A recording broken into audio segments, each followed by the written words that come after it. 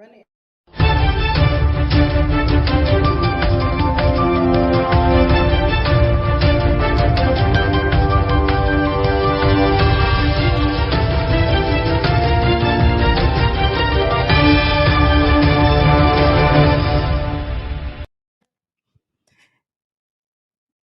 Good evening. Thank you for tuning in to Moroccan Post News. This is our third installation of the outlet as we got started. I am Tamara L. To my right, we have Abdullah L. Talib Mosey Bey, author of Moors and Masonry, Masonic Compass and Square, How Her Venus and Moon Rules, Etymology and Vocabulary.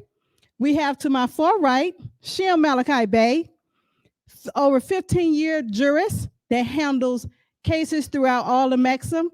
And once again, myself, Tamara L., project manager, as well as a newly philanthropist, and also helping to liberate our people in the community. Now, before we get started, let's just talk about what is Moroccan Post. Moroccan Post is a monthly digital news outlet addressing yesterday's events for today's information and tomorrow's news. Now, you can find Moroccan Post News on our new YouTube page, so please go and subscribe to Moroccan Post News. And also, we have Moroccan Post newspaper coming soon. Now, our feature editor will be Abdullah El Talib Mosey Bey.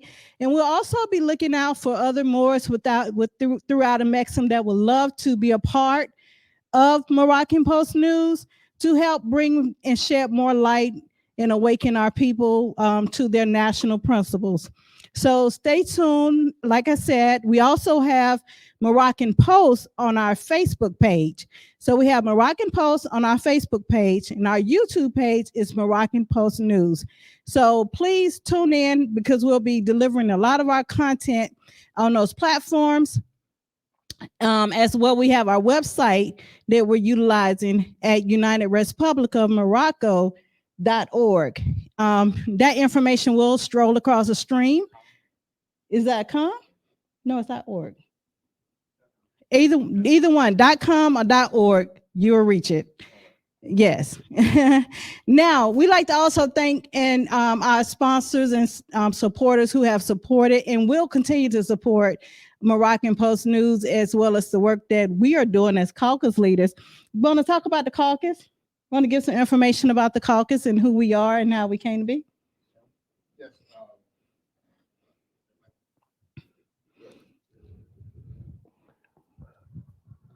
Me and Professor Abdullah reconnected back in 2019. We reconnected, and then Tamara was already on the platform working with Professor Abdullah on teaching etymology and tricks, traps, and trades on the language and grammar, which is very important. Abdullah introduced Tamara to me, and we sat down and we met one time.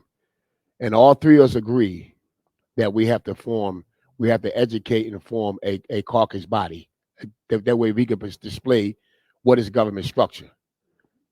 So we got together and we formed a caucus, and through the expertise of Tamara and the teaching of Abdullah with language, and I'm teaching international law, we was able to educate the caucus and bring them up to maturity, meaning illuminate them and educate them where though they can be able to function in a capacity as if they was a public official, a government official. And from there, we have examined case law. We went back to the foundation. We look back. We look at principle. We look at grammar. We look at how language is presented. Is the original intent of the word being used? Then we look at the tracks, trips, and trades. And from there, we've been moving on and we've been passing this down. We Abdullah Bey and Tamara came up and formed the university and said that would be a proper way to educate the mass Moors that's scattered out throughout Morocco so they can have a means of understanding contract law, constitutional law, government structure, diplomatic relationships, and treaty protection on the alienation. So that's how that happened. Ever since then, we've been moving as a force and getting the salvation and redemption to our people that really need it. Speaking of education, that is one of our sponsors of Moroccan Post News, Academy of Providence. Please go to our website of academyofprovidence.org. You can also put in academyofprovidence.com. You will still get to the same site. So academyofprovidence.org. And let's just go ahead and pay our sponsors. Yes, I will get there. Yes, go ahead and give our sponsors some love. Are you a deep diver for knowledge? Do you like to explore historical content of language, grammar, and law? Well, Academy of Providence is a unique certificate-based virtual learning institution with an aim to draw out a person's innate talents and abilities by imparting the knowledge of languages, epistemology, scientific reasoning, jurisprudence, positive law, history, literature, rhetoric, and more. The channels through which those abilities would flourish and serve the communities as well as the nation. Our goal is to help you dive deep into critically analysis, thinking and reasoning of these areas towards becoming philosophers or humanity of learning or humanity of science, which creates societies great artists, painters, musicians, doctors, astronomers, biologists, engineers, cartographers, surveyors, photographers, chemists, herbalists, entrepreneurs, computer scientists, teachers, politicians, and statesmen. So, if you are determined and willing to go beyond, Academy of Providence is the perfect place for you. For more information, visit our website, www.academyofprovidence.org.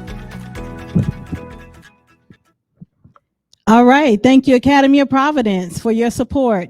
Now, our Blog Talk Radio, which is State of the Nationals, was originally, we started that in 2020, and we ran for a 4-year. Now we're going to start back up our Blog Talk Radio, State of the Nationals, but we're also adding another element to that. We are partnering up with Crom TV. And starting on Sunday, State of the Nationals will be featured on Crom TV at Sunday at 3 p.m. to 5 p.m. Eastern Standard Time.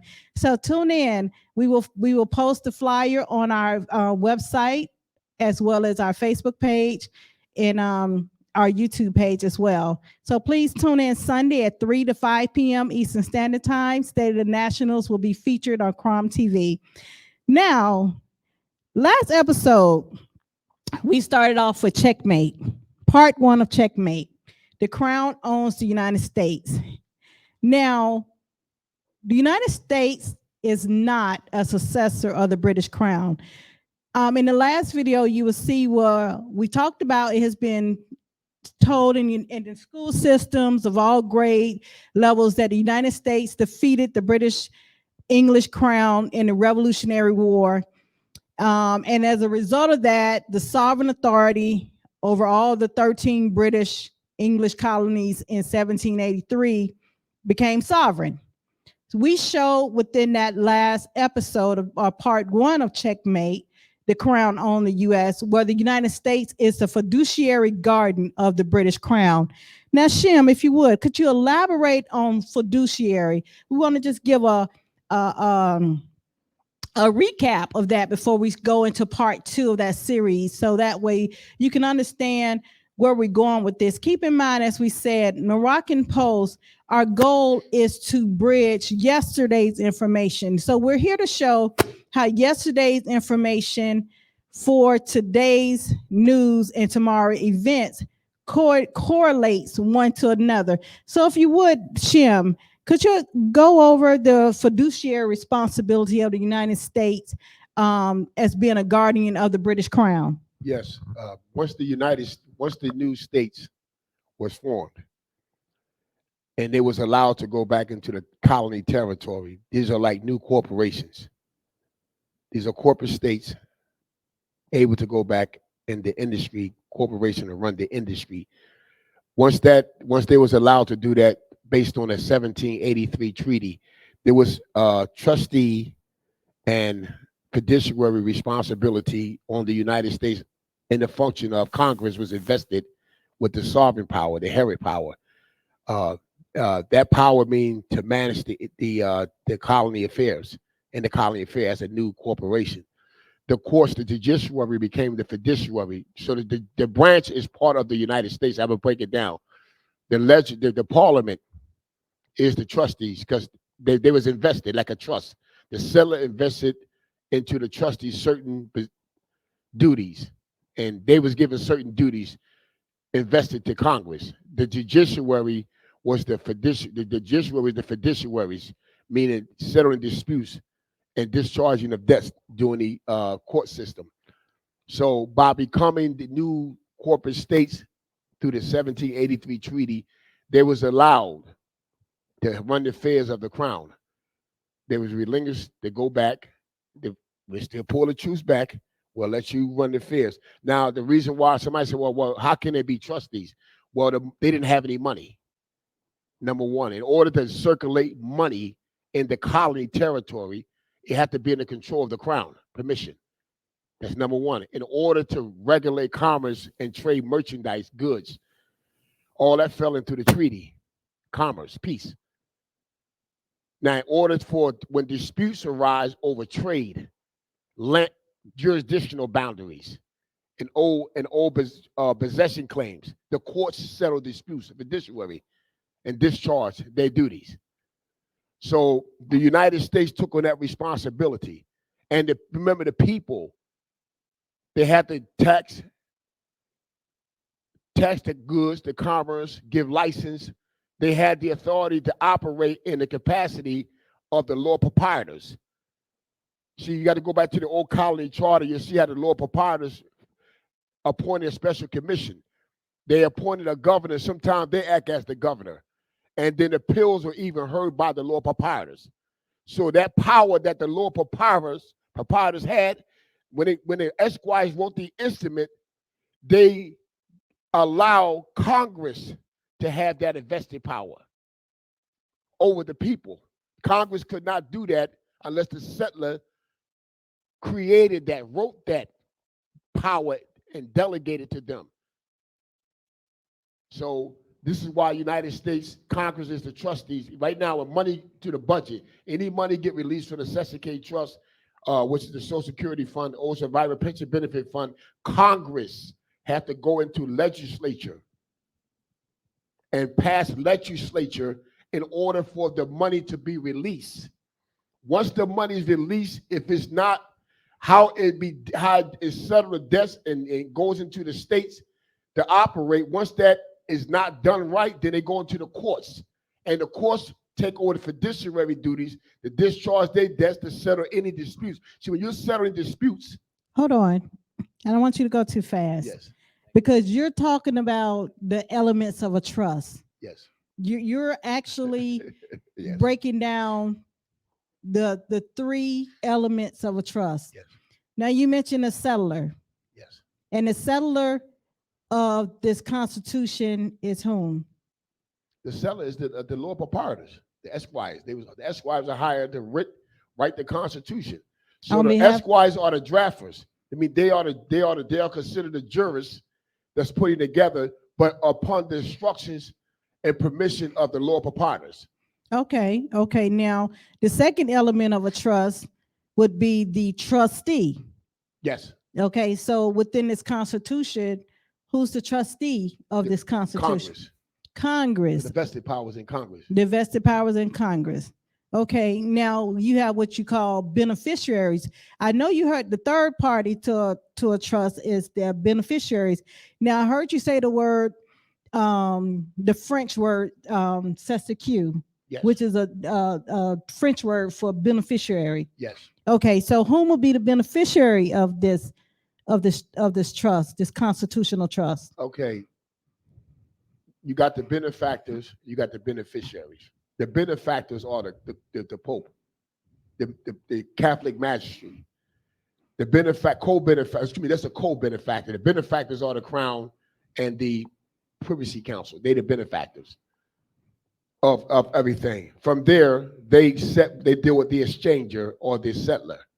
That means those that they give permission or grant letters of patent or grant them a charter. So are subjects beneficiaries of the trust? Subjects can be beneficiaries of the trust, depending how the instrument. I'm talking about of this Constitution. Yes, under the Constitution. Under they the are Constitution. Yes, they are the beneficiaries. So the subjects are beneficiaries Yes. of the Constitution. Yes. Now, within any trust, can a beneficiary make any changes to that trust? Based on let me say this. I want to, when you're dealing with a state law, ecclesiastical, you're dealing with state, you're dealing with corporate souls, corporate soul trusts. Right. Corporate soul trusts. The ecclesiastical body, the estate, private state body, dealing with the tribes and clans, and the corporate trust is three different things. You and I can be very wealthy in the empire. And what we would do was, when we do a trust, we would do what you call a legacy trust, a dynasty trust.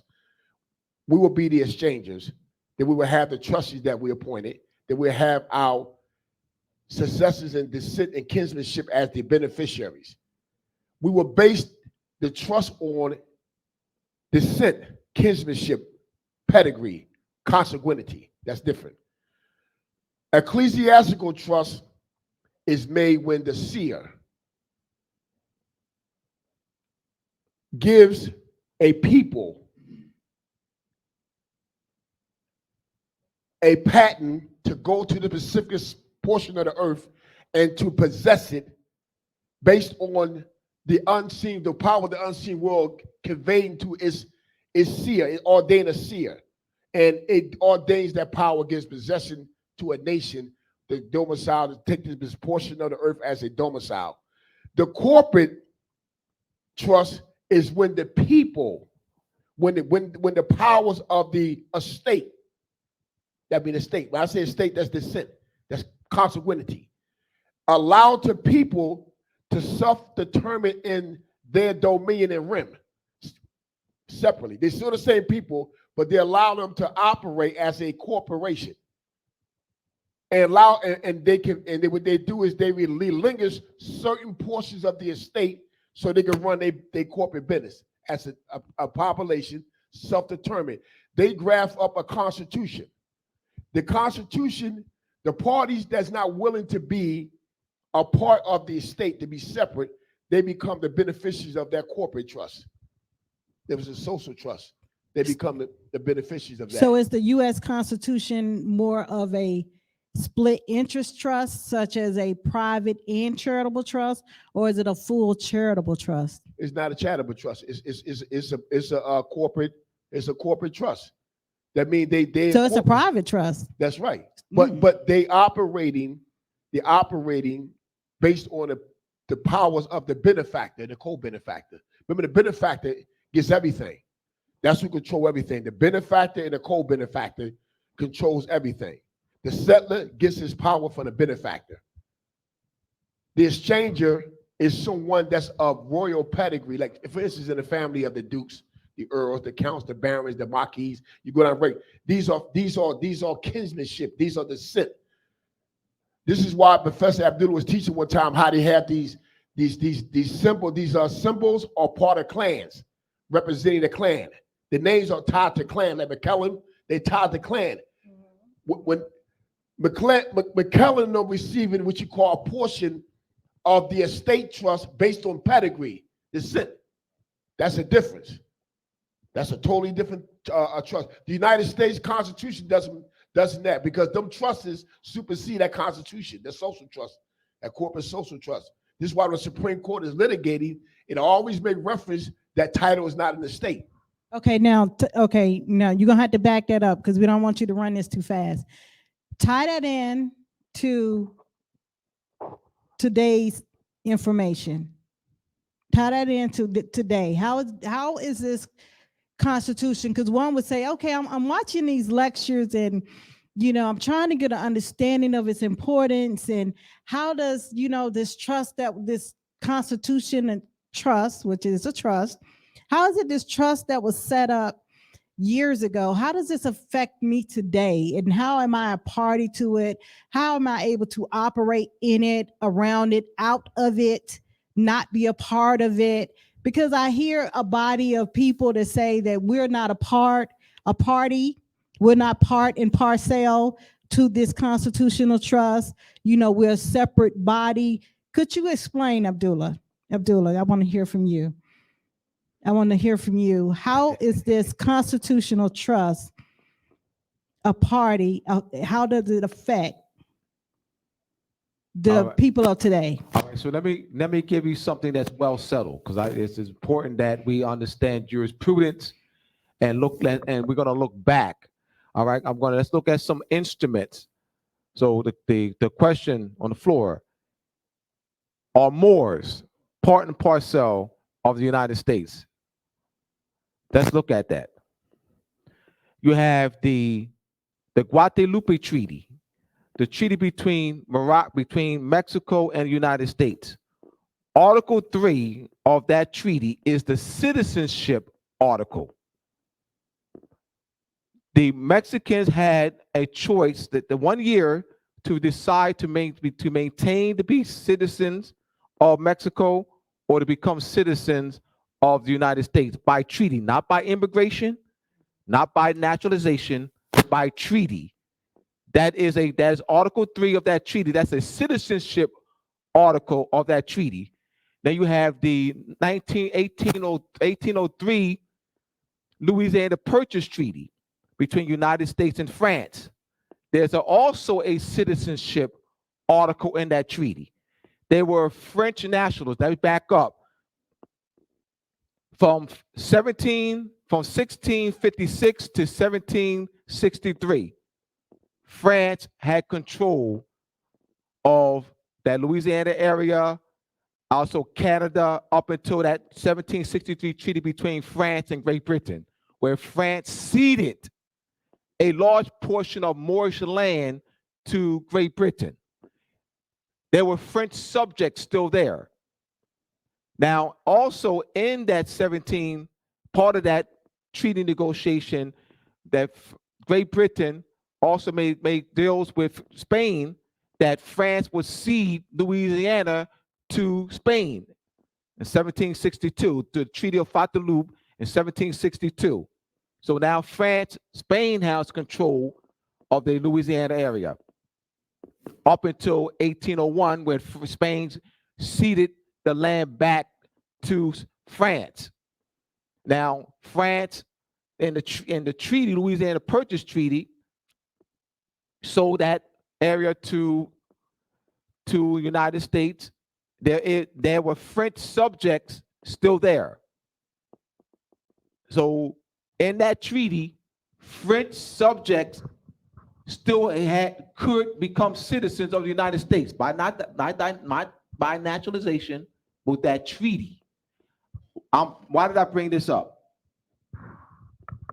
The question on the floor: where is the treaty between the Empire of Morocco and the United States that allowed that where the Emperor of Morocco negotiated in a treaty for Moors to be citizens of the United States?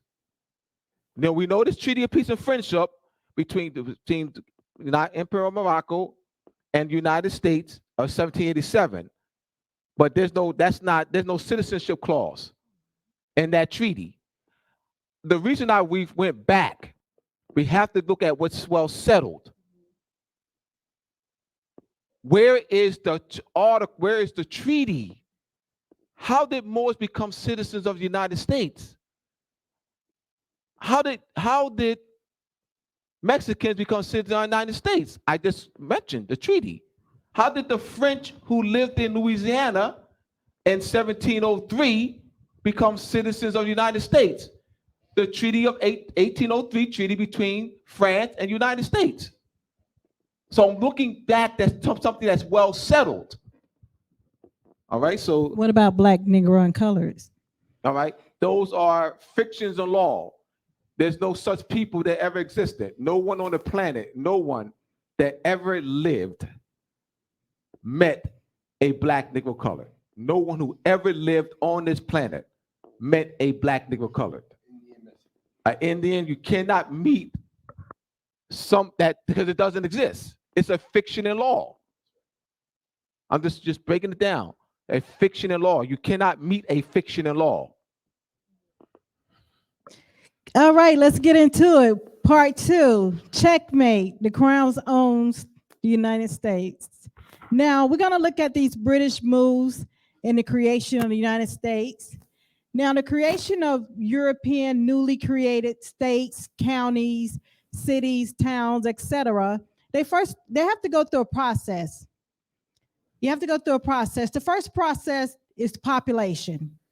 You must have a well-defined population in order to start a provincial body politic, in order to create a political society in order to govern. So you have to have a well-defined population.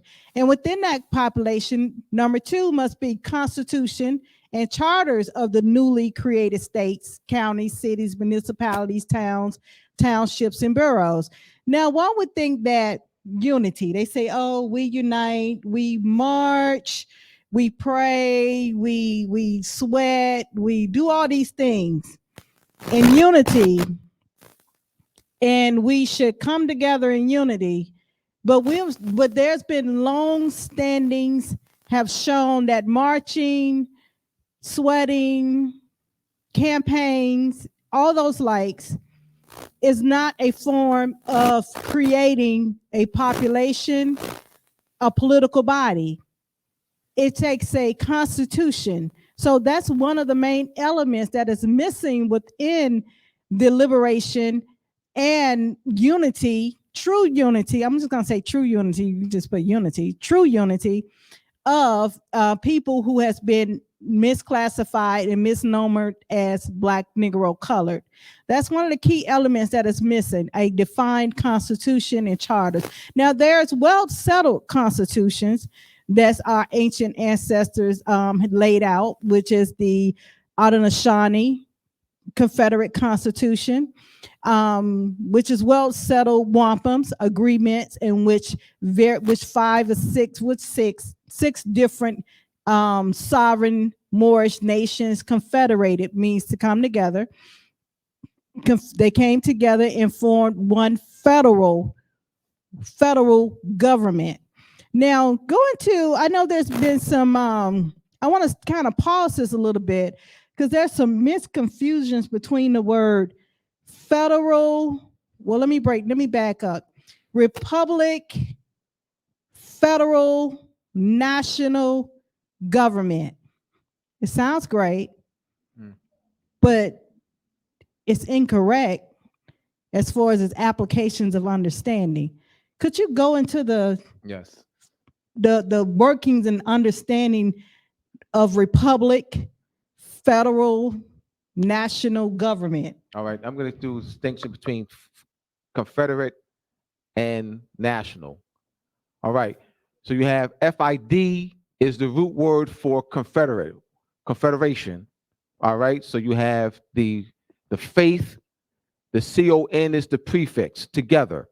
A confederation is a league of states when you have independent sovereign states, i.e. the Haudenosaunee. All right, those are 5 sovereign states. That is a federal government. The Haudenosaunee or Iroquois Confederation is a federal government.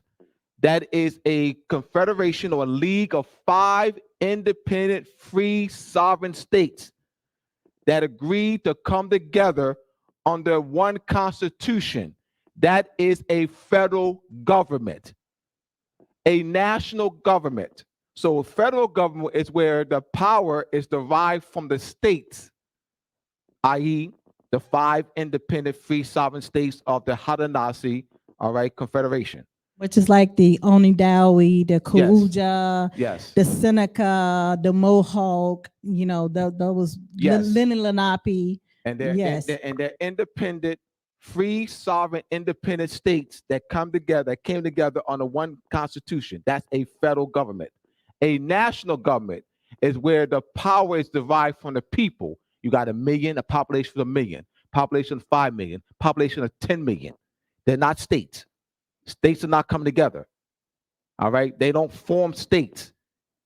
They bring a population of 5 million, 10 million under a national constitution.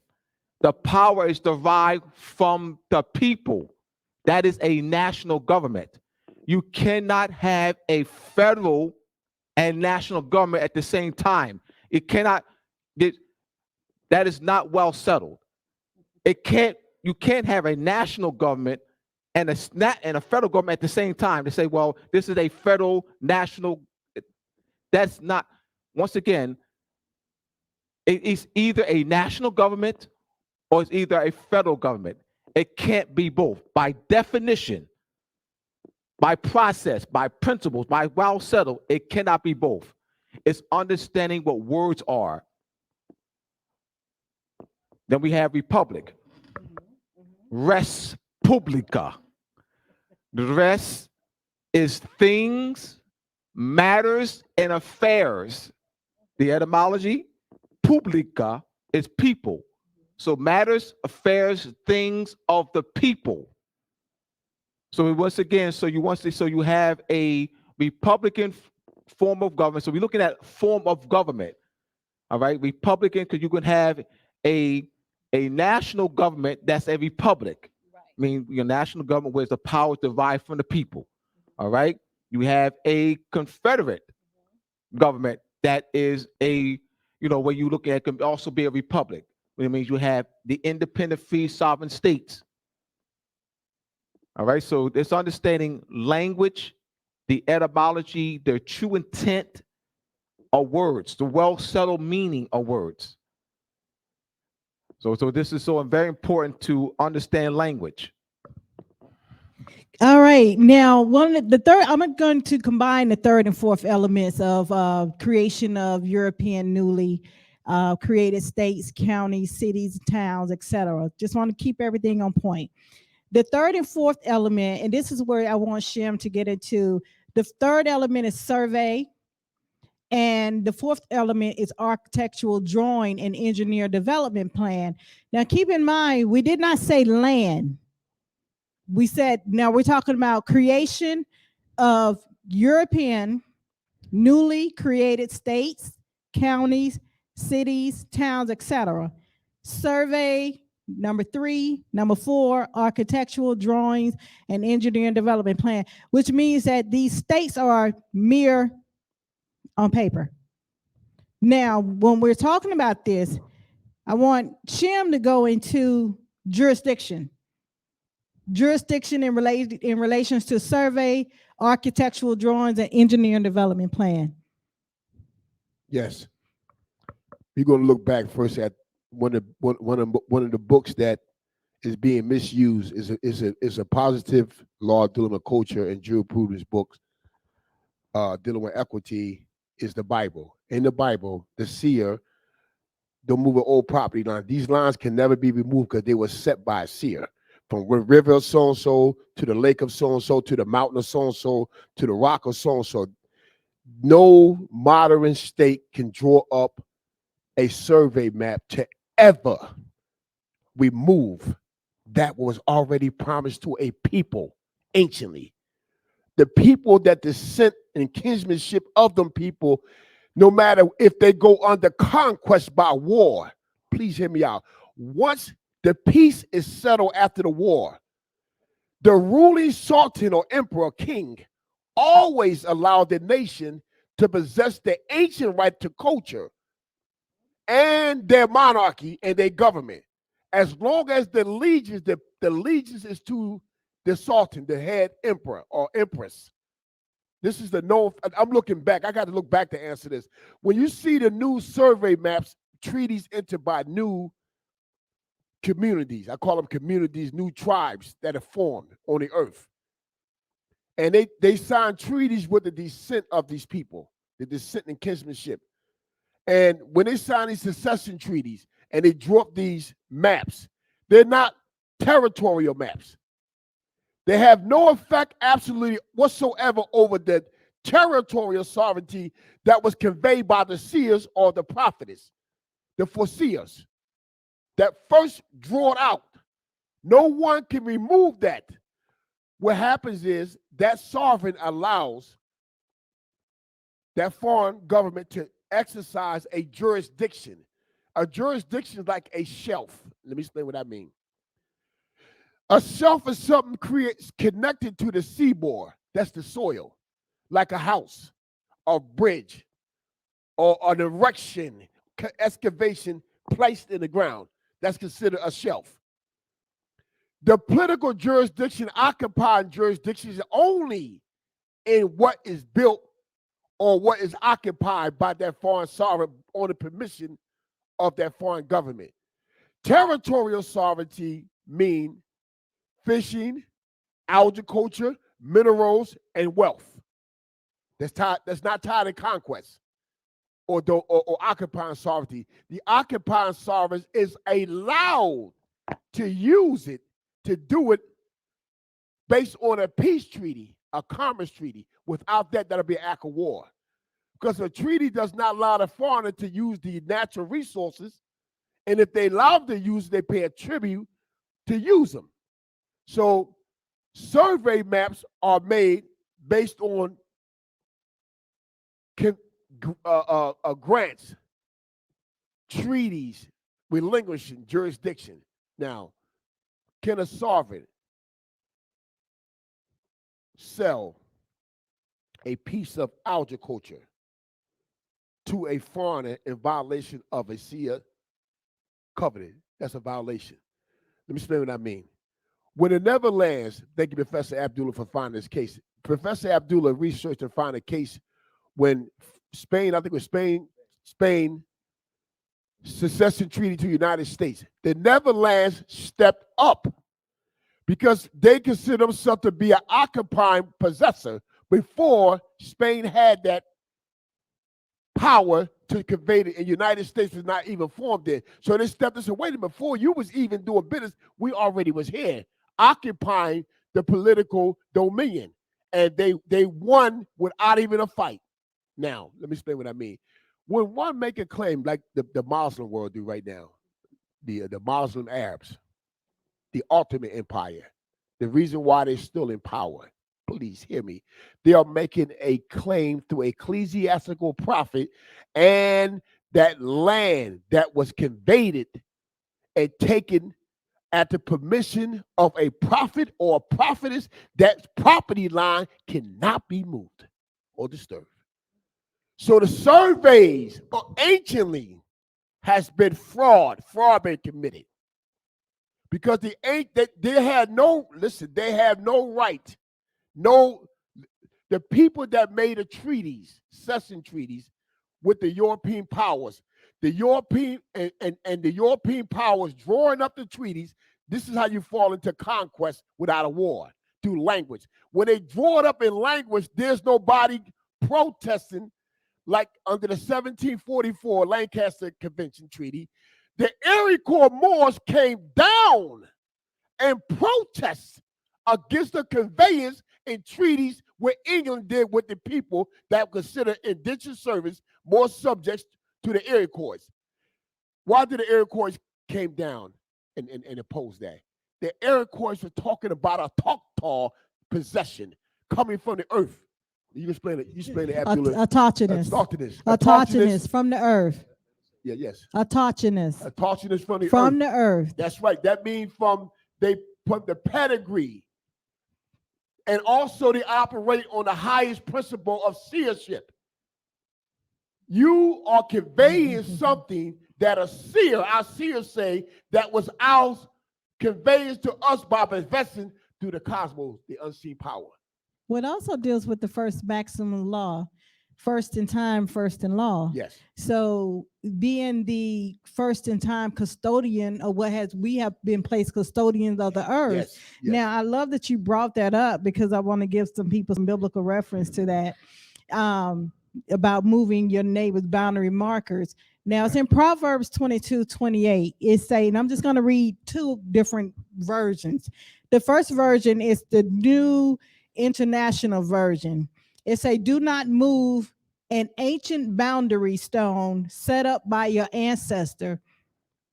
Okay. Now the King James Version, it say, remove not the ancient landmark which thy fathers have set. Oh.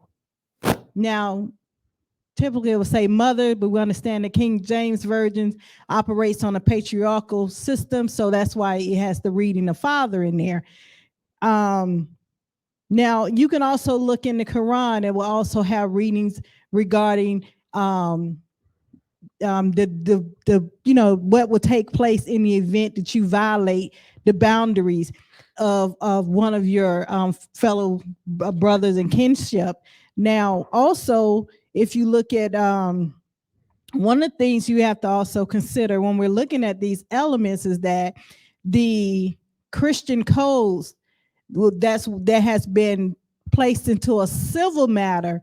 Now, you can recall that Congress deemed the Bible to be law, which to be covenants. That's what the law. That's right. Law of the land. So, which means that these are covenants that one could utilize for their protection, and this is one of the covenants. Now, if your boundary marker is being moved that was set up by your ancestor, that's a violation of the covenant. So that was important for you to raise that up for understanding, for people to understand that, especially when you're dealing with the autochthonous of the land as well as the ants. I don't like to say descendants because that's like saying, we are the kins. We are the kinship, and we talk about language. We're gonna throw the word family out the window because we're not servants too. We're kins, kinfolks, generation. We're generations. We have a heritage and we have a culture. Yes. So with that in mind, we're gonna take more look into. We're gonna go ahead and move the next piece on the board. Let's talk about the Articles of Association of October the 20th, 1774. We're going to go ahead and move upon, because there's different pieces on this board game that are being moved and played. And the thing about it is a lot of people don't know how the game is being played. Right. So the first move, you can't move a rook, you can't move a knight, you can't move a bishop, can't move the king or queen without first getting the pawns out the way. So first, let's go ahead and get the pawn out the way. And we're going to start off with the Articles of Association of October the 20th, 1774. And I'm going to read this, and let's analyze this in the context of what is being understood.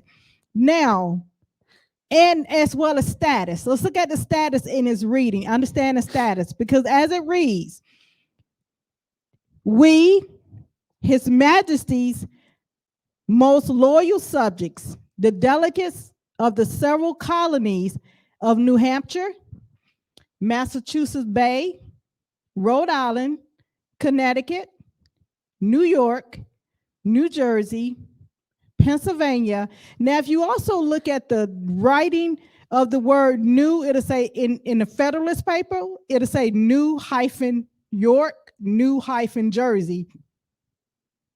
Pennsylvania, the three lower counties of Newcastle, Kent, and Sussex of Delaware, Maryland, Virginia, North Carolina, and South Carolina, deputy to represent them in a continental congress held in the city of Philadelphia on the 5th day of September, 1774, avowing our allegiance to His Majesty, our affection and regard for our fellow subjects in Great Britain and elsewhere, affected with the deepest anxiety and most alarming apprehensions at those grievances and distresses with which His Majesty's American subjects are oppressed, and having taken under our most serious deliberation the state of the whole continent, find that the present unhappy situation of our affairs is occasioned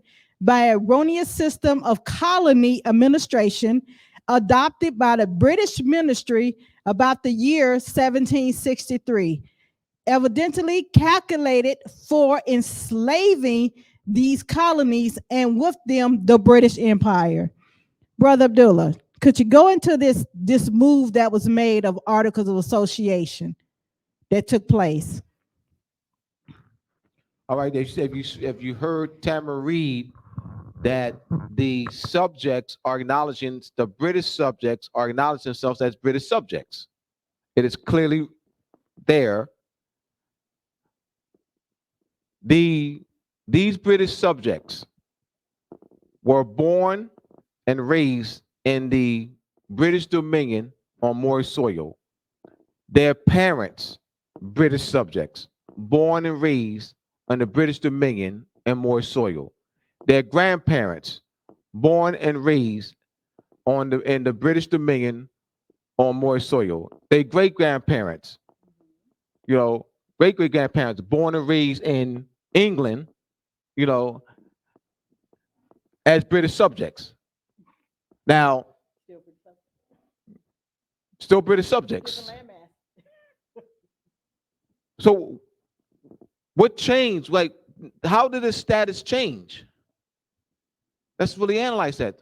How did the claim today, just verbally, because it's not true, that they are no longer British subjects, that they're sovereigns, that they're on equal footing as the king of Great Britain, or the crown, or the king of France, or the king of Spain, or the king of the Netherlands. They're on an equal footing. Remember, these are descendants of British subjects, but now they're sovereigns. How can that be? Give me the principle upon which that claim is made. What is the principle? We just accept it. We don't analyze because we're not taught the fundamental foundational principles. By what principle is that claim made? Let's look back. 500 years, 1,000, 5,000, 10,000, 20,000 years. What did that happen? What is subjects born? Their parents are subjects, grandparents, great-grandparents, great-great-parents, and then they write construction instrument, and now they're no longer subjects. They're on an equal footing as the dukes, earls, knights, dukes, earls, the counts, barons, baroness, marquises, duchesses, king, queens. They're on the same level. Where's that based in? They're just making this claims because they know that the masses don't have the mind of a jurist. The masses, that includes the British subjects and the Moors, who are also British subjects. So British subjects and British subjects. Right. Moors, classified Negro, color, black, British subjects. Right. And then some are Spanish subjects. All right. Some are Dutch subjects. Right. All right. Some are French subjects, Moors who are French subjects, Moors who are British subjects, Moors who are Dutch subjects, Moors who are Spanish subjects. All right. On Moor soil. On the title Negro, color, black. All right. Why you say that, Abdullah? All right. Here we go. Negro is a Spanish subject. Spain, even to this day, has claim over Negro. There's Spanish subject. An Indian is a British subject to this very day. 1926 case between Great Britain on behalf of the Kakayugi tribe and the United States. 1926 in the International Court of Justice. The well-settled case, the stare decisis case in the International Court of Justice. A Indian is a British national. 1926 case, Great Britain versus the United States. So I'm not coming out of my air. I got to give well-settled, I got to give them cases. Got to give them cases. Black, a British subject. So we're going to clear again that writing an instrument does not change. Once again, they acknowledge their status. Yes, they wrote this article of association. Terrence, let's put that back on the board. I'm not sure if you had it queued up at the time. The Article of Association, October the 20th, 1774. You have it up? Okay. They declared it. We, His Majesty's most loyal subjects. We. It didn't say we the people of America. It reads we, His Majesty's most loyal subjects.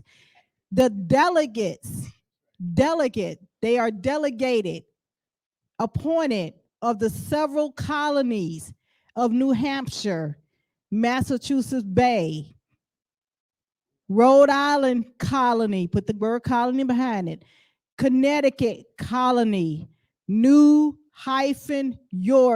colony, New-Jersey colony, Pennsylvania colony, the three lower counties of Newcastle, Kent, and Sussex on Delaware colony, Maryland colony, Virginia colony, North Carolina colony, South Carolina colony. They were deputed to represent them in a continental Congress. Now, the word continental is misleading. It's very misleading, and we're gonna have Brother Abdullah go into that word. We're gonna address that. The word continental is very misleading. Let's get into that word. All right, before I get into it, I want to address something. I want to challenge something. Right. This is what I challenge. Mm-hmm. Thinking like a jurist, I challenge the claim that's made in this instrument that they're delegates. I challenge that. Where is the instrument from a Lord Proprietor of the colony or a royal colony? It would be a governor appointed by the crown that delegated them to be delegates. Once again, they're taking among themselves. You have the Lord Proprietors. William Penn is a Lord Proprietor. Duke of York is a Lord Proprietor. Duke of York, his brother Charles II, granted New York to his brother in 1664 in the charter. William Penn, Charles II, in 1682, granted William Penn a charter. These are two Lord Baltimore. These are Lord Proprietors. So this is a colonies under proprietorship. Then you have what's called royal colonies, which are whereas the governor of the colony is appointed directly by the crown. Then you have colonies that are under the corporate control, as in Virginia Company. Right. All right. So either the Virginia or a company. Where is the delegation authority order from a Lord Proprietor, a governor of a colony, delegating them to be delegates? They're using these names, Virginia and North Carolina and South Carolina. So when you're reading, thinking like a jurist, where is their delegation authority order? All right, so let's get into continental. Yes, let's get into continental. All right. Now there's 7 continents. 2 of the 7, North America, South America. And this is 1774, right? In 1774, Spain occupied the Louisiana area, Spain, in 1774. Remember, that was ceded from France to Spain in 1762. So Spain. So you have Spain. You have 1774, right? Great Britain, Canada, Northwest Territory, 13 colonies. That's Great Britain. That was it. So you say that's we talk about in North America now. Right. That colony. So Continental You- Congress. Was the French still on the scene? No, not the French was no Okay, longer. the French was no yeah, longer on the there scene. There were French subjects Right. there, But they had French, ceded their. France had ceded. Yes. All right. Okay. So yes. Now, Continental Congress. Based on the word Continental Congress, we have an adjective there. AL is an adjective suffix ending pertaining to Congress. It's a Continental Congress. That means that based on the term that this Congress has jurisdictional control and territorial sovereignty control over the entire North America and legislating. So that's once again, it's words, analyzing words. All right. All right, let's make another move on this chessboard. Let's go to the Declaration of Independence of 1776 and analyze what is the Declaration of Independence? Is it a royal charter or English land grant? C, is it an English royal letter patent? D, is it a compliment letter drafted by English subjects? Oh, I'm sorry, complaint letter. Sorry, is it a complaint letter drafted by English subjects? Or E, is it an ecclesiastical degree from the Pope, whom act as a seer? What say you? All right. Is it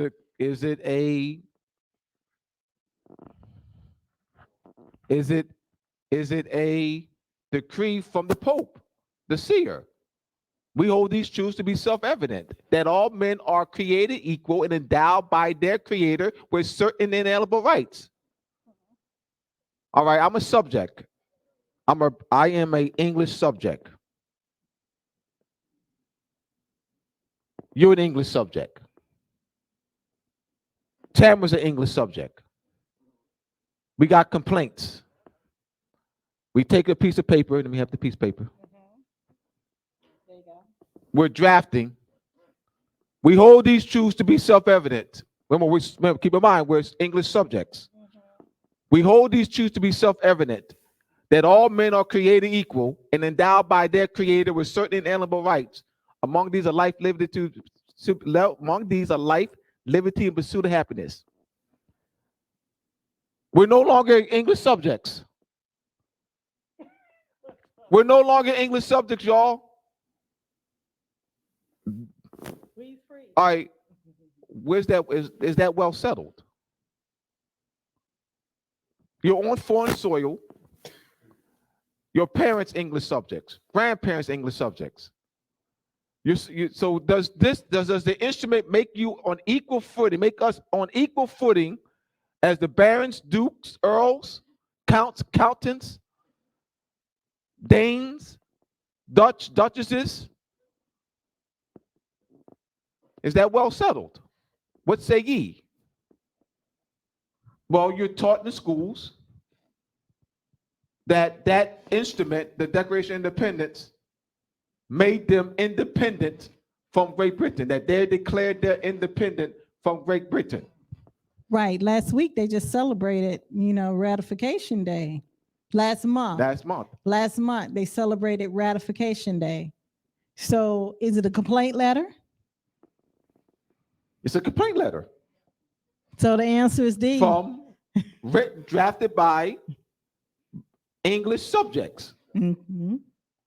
Drafted by English subjects in the British Dominion on Moorish soil. Once again, a complaint letter drafted by English subjects in the British Dominion, operating in the British Dominion on Moorish soil. Let's look at the drafting of this. Let's go to the 1777 drafting of Articles of Confederation.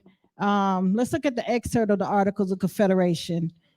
Now it reads, "To all to whom these presents shall come, we, the undersigned delegates of the states affixed to our names, send greetings.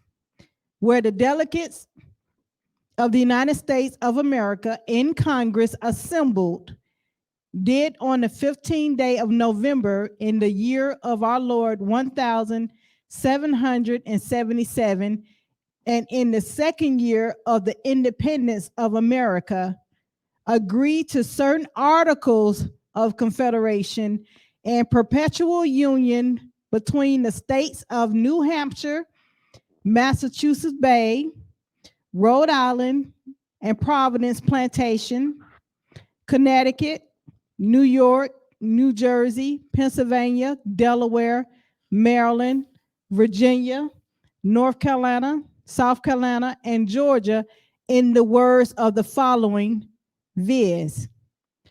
Now, articles of confederation and perpetual union between the states of New Hampshire, Massachusetts Bay, Rhode Island, and Providence Plantation, Connecticut, New York, New Jersey, Pennsylvania, Delaware, Maryland, Virginia, North Carolina, and South Carolina, and Georgia. Now, let's look at Article 1, because this is going to be the icing on the cake.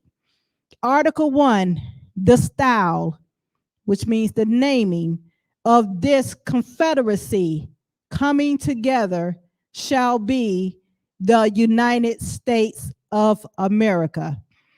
Do it read United States? Do it read U.S.A? Do it read U.S? No, it reads Article 1.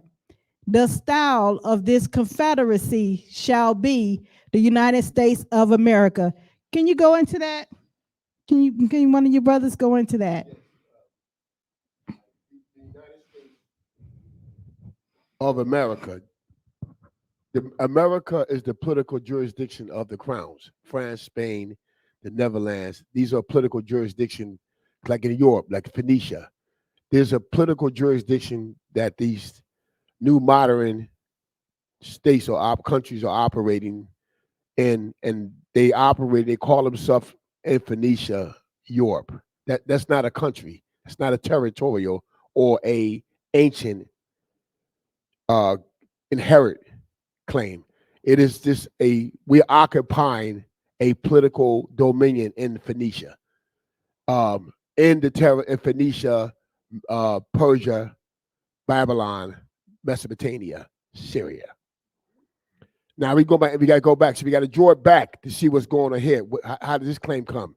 When you hear the United States of America, that is the extended territory of dealing anciently going back to the Roman Empire. See, the Roman Empire they look at the Roman Empire, it never fell. It is of the eighth, in Daniel, it is the eighth beast of the seven that go into position, the addition. That means it's the ancient last power empire. See, Rome, it conquered here. I'm talking about here, before the Sultans. The Roman Empire. You said here. What, in Morocco. Okay, thank you. I just need a quantification of that. You said in Morocco. Okay. And I go back, also Morocco, Amaru is called also the land of Canaan. Okay. Now we're going back ancient. We got to go back to our culture to see what they're doing now. The Pope is the Sultan in the American political jurisdiction and also in Europe. That's why he's called his Majesty. This is why the Emperor of Morocco met with the Emperor, the Sultan, Rome. These are Roman states. These are the new modern Roman states. The Roman Empire never fell. What the Roman Empire did was they stole the culture, was the eagle. We know how far the eagle go back. Our ancestors identified the eagle and our prophets as these all-seeing eye. When they went to the cosmos, the celestial realm, they seen the eye, the boar, the eye, the eagle. They see the man. They seen the lion. These are manifestations. How the masculine mother and father principle, there's only one nucleus, operating these manifestations. They stole it. And Roman Empire, well, yes. I just want to pause on that eagle, because a lot of people get that confused. In my studies, I've seen where the use of the eagle started in the formation of the first state formation was in the Nadak dynasty. They call that like Dynasty 0. And that was the formation of state formation, newly state formation. And it had the aquila. It wasn't called an eagle. It has the aquila on top, and it has the 3 bars underneath. So it makes you wonder, in hindsight, is that what a 3 stripes also is apothecated from? Because you have the aquila perched on top of the 3 bars. So if you Google Nadak dynasty, it's Nadaq, or sometimes it's a K. They play with it in the search engines. You'll see it'll say Dynasty 0, and you'll see the aquila perched on top of the 3 strikes. I just wanted to interject that because there's a lot of misconception and misnomer as the eagle is theirs and the pyramid is ours. No, the heritage was formed from the first custodians of the land. So it's all culturally appropriated when it's transferred over from your colonists. They're taking what they see and using it for their good. Absolutely. So I just want to point that out. No, that's true. And they stole it from ancient sea. The Moors came up with they used the eagle as the eye. The foreseeing eye mean that the Moors, when they in Amity in the sea, because a lot of battles first started at the sea before they got on the land. So what happens is the ships will go out, far out, to get news to the land that a battle is going to happen at sea. The Moors use the eagle. They would have the eagle, and they would attach a letter or a strip to the eagle paw, and they would do the eagle like this. The eagle will fly. Yes, the eagle will fly. Excuse me, because I get excited. The eagle will fly. I love our culture. The eagle will, right? The eagle will fly and go and land on the land, and then they would take the script, and that way they will read how the battery, if it started, or what's the strategy of the battle, or what the army got. The reason why that would happen because the eagle, that's for seeing the warning people of the land. If the battle is being lost at sea and the enemy's giving a dock the shores of the native land, the eagle already go up. We losing. They'll be here within 3 days. So you shall point the eye of the eagle is the sea. That was used. The Moors used them. So that's very in our culture. Rome, which are Moors, marinated Moors, they knew this because this was handed down to them. This is why they had a symbol of the eagle. That's why the eagle is so important. So this culture, which you see they using in modern time, where they hide. That's our culture. It's not hidden. It's not hidden. It's right in plain sight. Now, it's in the movies and everything. Like I'm not sure if everyone has, I'm quite sure everyone has watched the Game of Thrones. Now, if you watch the Game of Thrones, you will see that the aquila, aka eagle, is used as their main messenger birds. Like they will they will take the ink, the feather, and dip it into the ink and write, the message on the scroll, and they'll roll it up so it can go into the talon. That's right. So it can go into the talon of the eagle, aquila.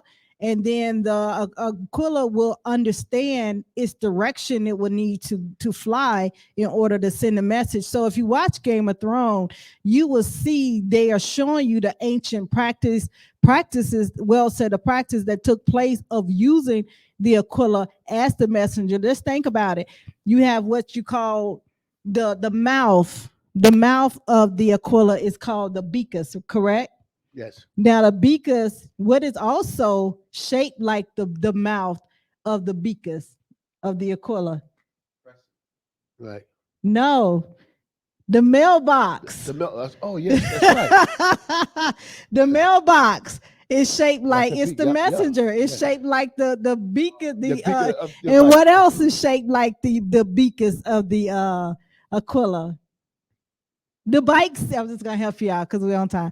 The bike seat, the bicycle. So just think about this. The bicycle was then also used as a messenger to carry forth. So the use of these well-settled messenger practices is still continue on to the day. So it's in plain sight. It's in your face. You just don't know what it is. But, here on Moroccan Post News, we are here to help bridge those yesterday's events for today's information and tomorrow news. So this information could never be lost. So now you'll now look at things and be able to critically analyze and take it back to the root from which it actually derived from, and stop thinking that something is separated where it's someone else hue and not doesn't belong to your hue, skin tone, which your skin tone doesn't have anything to do with it. It's about your heritage. It's all a part of your heritage and your culture. So reclaim your heritage and your culture. So we're going to take a break. We got to give our sponsors some more love. Academy of Providence. We're going to give our sponsors some more love. Are you a deep diver for knowledge? Do you like to explore historical content of language, grammar, and law? Well, Academy of Providence is a unique certificate-based virtual learning institution with an aim to draw out a person's innate talents and abilities by imparting the knowledge of languages, epistemology, scientific reasoning, jurisprudence, positive law, history, literature, rhetoric, and more. The channels through which those abilities would flourish and serve the communities as well as the nation.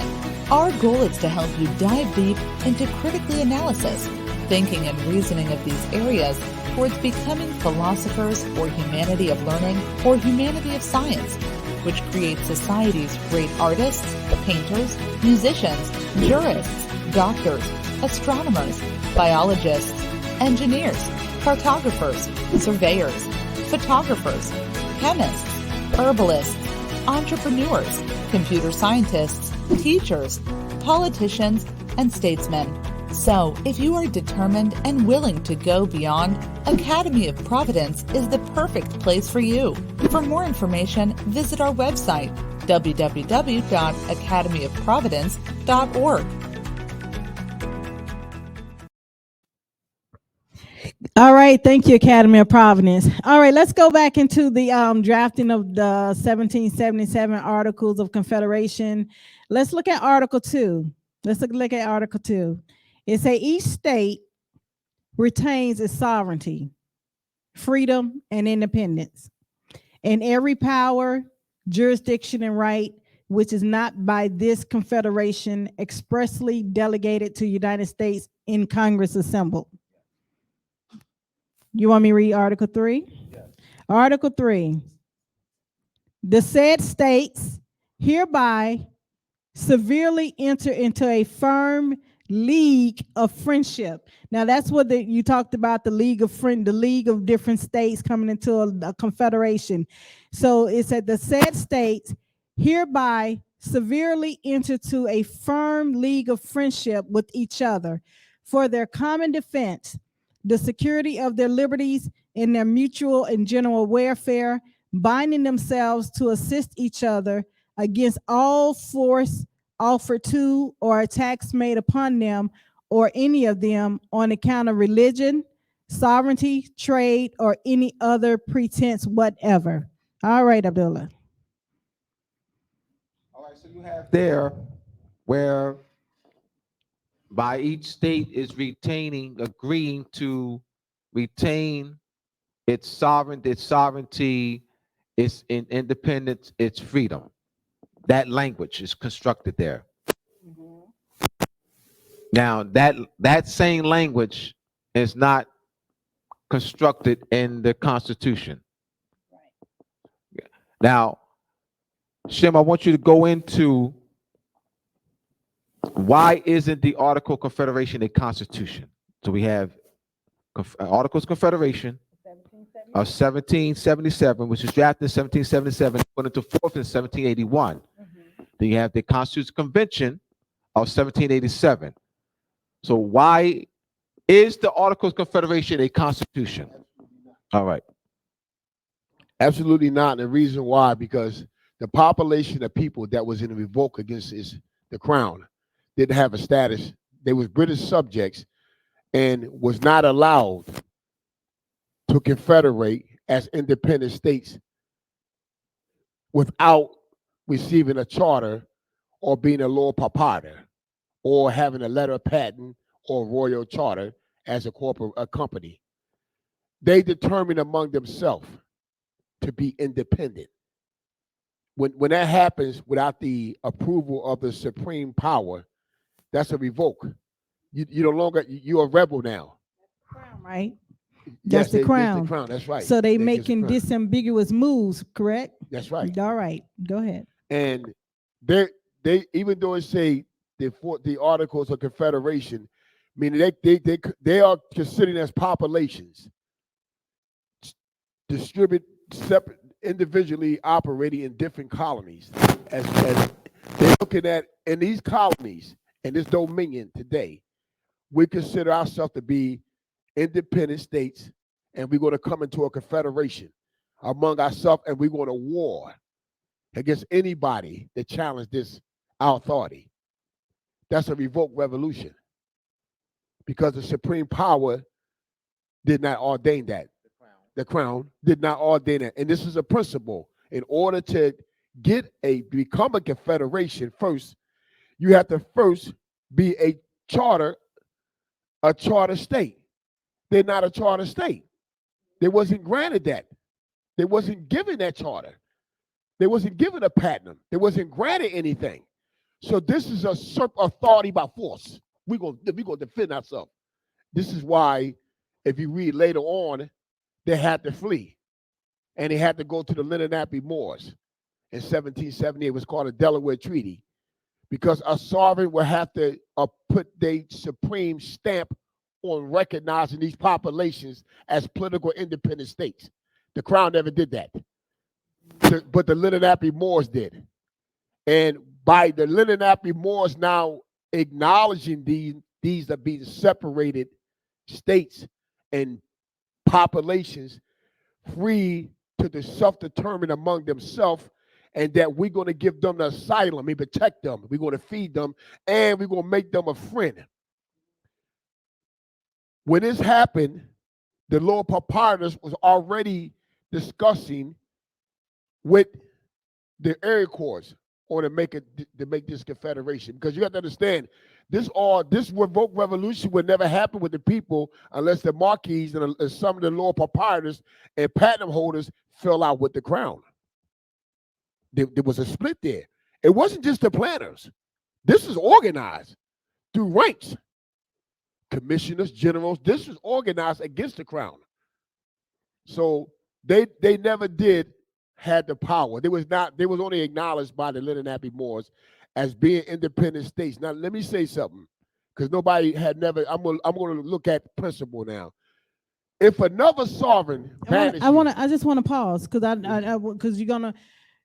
because we're gonna go into the enforcement in 1781. But Yes. you mentioned something about 1778. Yes. In a treaty with the Lenape Moors. Now, remember, we stated earlier, now the Lenape Moors was also a part of the Haudenosaunee Confederacy. Yes. that formed the Constitution, the federal government.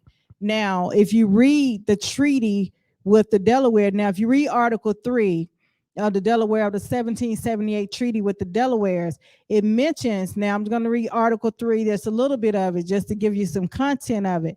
It say, and whereas the United States are engaged in a just and necessary war in defense and support of life, liberty, and independence against the King of England and his adherents.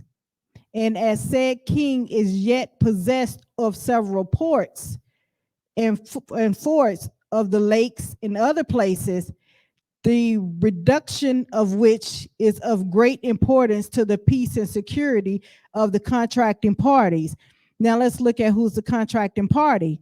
It say this articles of agreement with Confederation made and entered into by Andrew and Thomas Lewis, Esquires, commissioners for and in behalf of the United States of North America, of the one port, and Captain White Eyes, Captain John Keel Buck Jr., and Captain Pipe, deputies and chief men of the Delaware Nation of the other port, which means on the other side. So these are the contracting powers.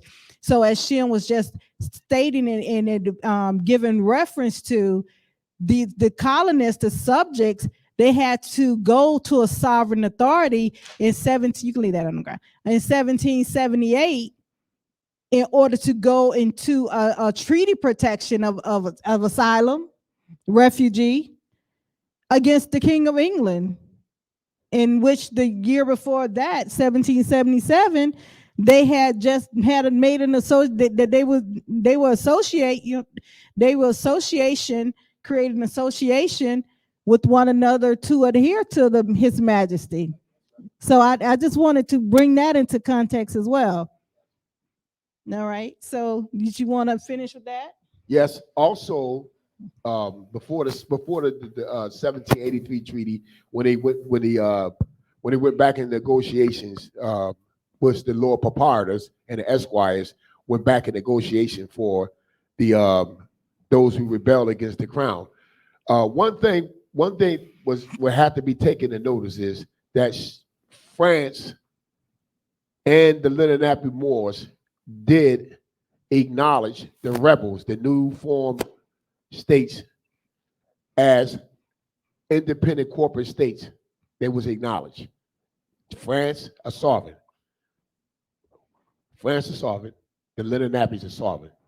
Principal sovereigns.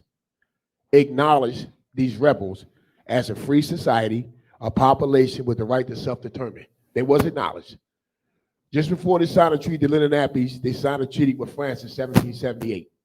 Now, the crown, the Lord Proprietors, and the crown and the Privacy Council took in consideration that sovereign status that was acknowledged by two other sovereigns. Because remember, they was being in the amnesty taken care of. They had to go to France because when they traveling outside the political jurisdiction, the territory of the Lenape Moors, they will be going into the French dominion, and the French could capture them and pull them and kill them.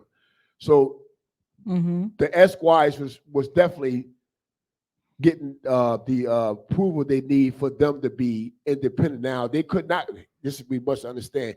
They could not go back into anywhere in the British dominion and run government. They were on the run. They were stuck with options. They could only live on that fort that the Lenapes gave them. That's the only capital they could live at. They could go nowhere else and take over the 7 states. Nowhere. And that's Fort Pitt. That's right. Now, Washington, between the 9th and 5th, there's about the 9th president that's got elected. Washington had a plan. Washington looking at more land, more jurisdiction, and he knew he could not get there unless they go back to he knew they need the colony territory to get wealth. They could not get any wealth with the Lenape territory because remember, they was being fed. They was using the pence. They were using their clothing. They was living on their land. They was burning their wood, and it was paying the Lenapes tribute. Washington said, whoa, wait a minute. We got to go back. He started talking to the Lord Proprietors to get them back into obedience to the crown, to go back and work. Remember, who's working the colony now?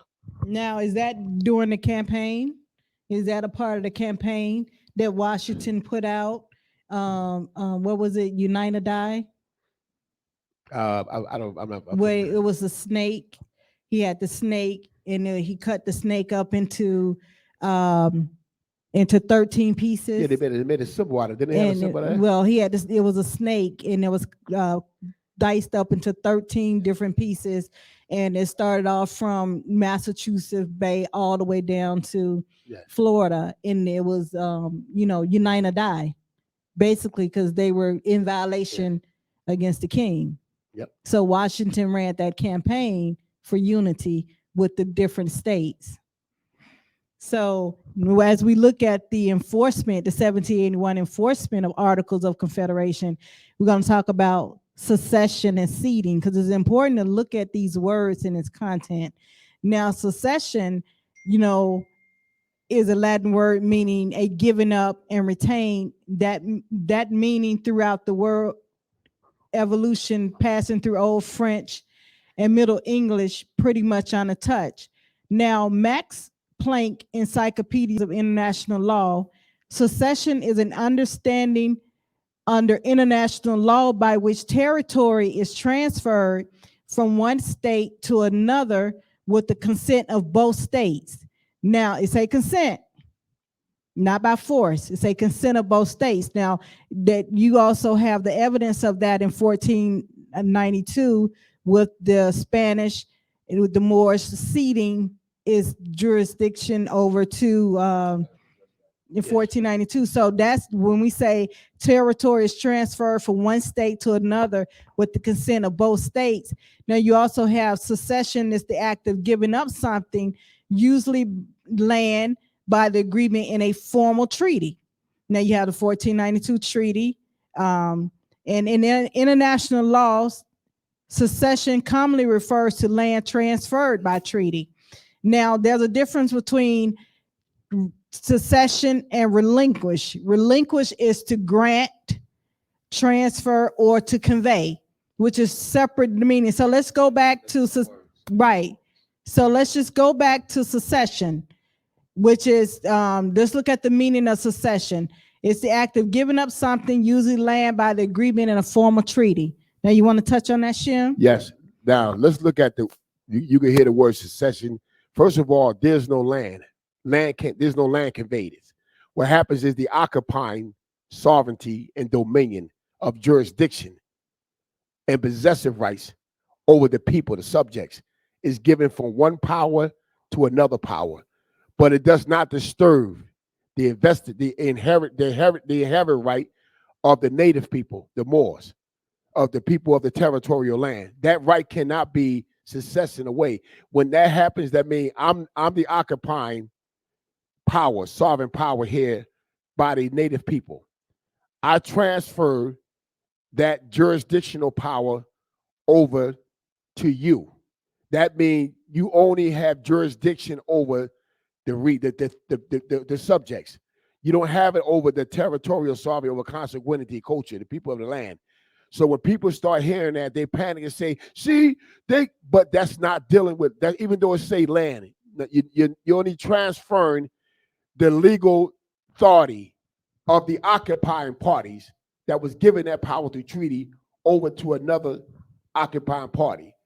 But that don't give them the rights to come on the land and take away the possession rights that the indigenous people had before the treaty was even drawn up. So when France ceded to Great Britain the territory, that gave Great Britain political power to exercise its crownship power over the territorial sovereignty.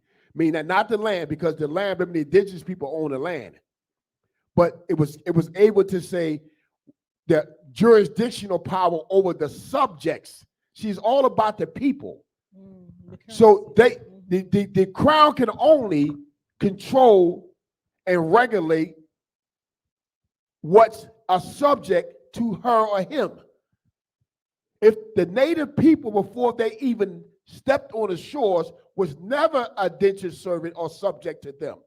They signed a treaty. When they signed it, like Professor Abdullah say, it did not say that we give up our personal rights and our inherent rights. That's not in the treaty. No, and we give up all our land to you to do it with it as it is. The agriculture, the water, it doesn't say that in the treaty. So you got to see they're playing the land. They throw the land in there and make you think that, oh, the land is theirs. No, that's not true. You have to be a jurist to see that. If he's in a world court, that will come up. What do you mean when you say you ceded land? What do you mean you ceded land? They have to look back. In order for one to cede land to another occupying sovereignty, where do you derive the authority to cede that land? We need a treaty or instrument to have land. Now, you didn't use jurisdiction. You say land. That could be, because if you say that you ceded the land to them, that means we can't occupy, we can't use it. That has to be challenged. Now, if you say I ceded you dominion title, jurisdiction, that's jurisdiction over its creation, the subjects, and over what they make or what they do, they plant or what they get. That's what the seed power is over, not the indigenous people or the territorial power of the people. That's why Great Britain acknowledged this in the 1856 General Treaty between Great Britain and Morocco, one of the greatest treaties that I ever read in my life, besides the 1744 Lancaster Treaty. Why did the crown use, when the Moors, notice Moors, not Indians, not Mexicans, not Negroes, Moors. When a Moor is a defendant in the British Rim, the British dominions, that the Moor has original jurisdiction. What is the crown doing? It is acknowledging the right to territorial sovereignty that the Moors had before they entered the treaties with these European powers. This is also acknowledged in the Acta Algeris. This is very well acknowledged. So we have to very pay attention when we read these words, even though we see cession treaties, they did this, they did this. But the fact of the matter is, when an argument, international dispute comes up, did the occupying sovereign have a right to cede the land? See, we talking about land now. We're not talking about you saying land. What do you mean? That has to be defined. Now, there's been a play on words. Yes. With the word native. Now, when children of the day open up their school books and they say this is a native, they're not looking at someone that look like you and I, correct? That's right. That's right. That's right. So there's been a play with the word native.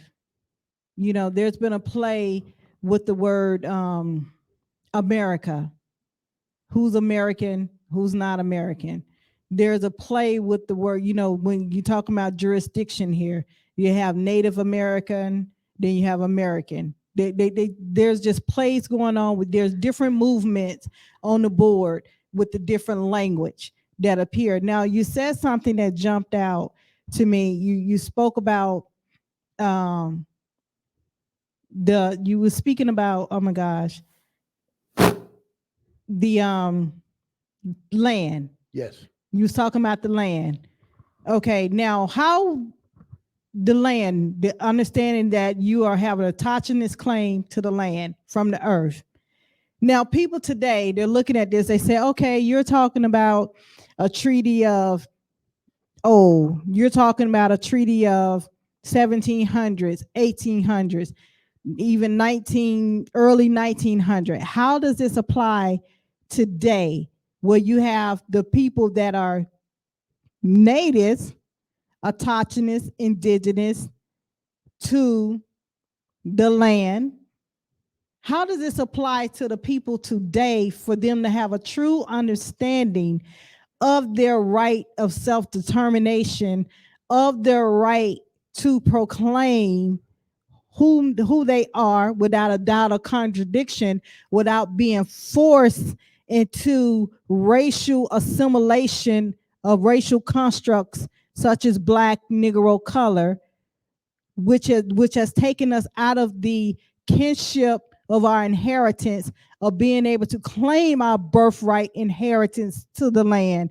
How does this affect each and every one of us today? Well, we want to make it very clear that there's no treaty on the world. There's no treaty that the Moors ever entered into with any European powers that gives Moors the right to make an autochthonous claim. No treaty does that. So we're going to put the treaties to the side. We talk about autochthonous claim rising from the earth. No treaty does that. Meaning, if Moors make an autochthonous claim based on treaty, they're giving up their birthright. Please hear me. If you point to any treaty and making an autochthonous claim based on treaty, that means you're making an autochthonous claim based on a treaty with France. the treaty with England, the treaty with the Netherlands, Sardinia, Great Britain, United States. That's improper. That's not well settled. An autoction's claim, 10,000 years, 20,000 years, 30. Let's go by 40,000. What is your 10,000 to your 400? So let's go to 17. Let's go to the 1744 Lancaster Treaty. Great Britain and the Iroquois, the Haudenosaunee Confederation convened in Lancaster. Great Britain poking her chest out. 300 years. They were peacocking. We've been here for 300 years. Well, what does 300 years have to do with rising from the earth? That's an autoction's claim. Checkmate. They said 300 years. We say rise from the earth. That's an autoction's claim. So they did not make a claim based on any treaty to land. The autoctionist claim. I just gave you something that's well settled. A treaty. Want to add to that, Shem? Professor Abdullah is right, because he's going back. And remember that was a convention, because a sovereign met another sovereign to dispute of land. And the Iroquois was letting Great Britain know that you can't be owners of any land. So we're looking at a jurisdictional thing here, and we're looking at a territorial claim here. Great Britain made a claim that they was deeded. They talk about deeds because there was a Ninico. The Ninico, I believe, in the 15th century was deeding land. Ninicos were a tribe part of the Leninapees. And the Iroquois' position was this: a subject or indentured servant cannot enter into a treaty or make any decisions about the land, even the land that they live, even though they consider as a nation, but their nation is servitude and subject to their kinsmen, their cousins, their brothers and sisters. By being in that capacity indentured to your brothers, now let's got to go back to the Torah. You know good and well in the Torah, you was indentured servant to your brother or someone else, you didn't have a right to make decisions even on your own land. If that party came on and you became a indentured servant and they worked your land and they gave you the things you need, there was a period, a contract period. And you could not do as you will with your own affairs under that contract. Then the Jubilee kicked in, a new beginning. See, remember you got to go back to jurisprudence here, positive law. So when you make a claim that I am a direct kinsmanship, descent heir of ancient people that inhabit this land for about, let's say they go back and say for the last 40,000 years. And you've been here, you come off a boat across the water and met with a group, a tribe down here, and you have been doing agreements in our land. And you want to take this agreement and say that you got sovereign power as you are supreme equal with us. Principal law does not permit that. Does not, because a servant cannot enter into agreements. A servant doesn't have an equal standard as his supreme and superiors. So the treaties, the Iroquois acknowledge the treaties to be void. Now, Shem, there's a well-settled fear, right? And this well-settled fear it became like a ball of chain. It became first a ball of chain on the physical body, where our people became prisoners of war, placed in forced servitudes. Now, there were migrations of people, not the transatlantic slave trade. We'll get into that. We can dissect that as well at a later time. There was some migration of some that was moved from one territorial to another territory, and that's mixing the people up to confuse you of your area. Because you got to remember, our people, our ancestors were nomadic.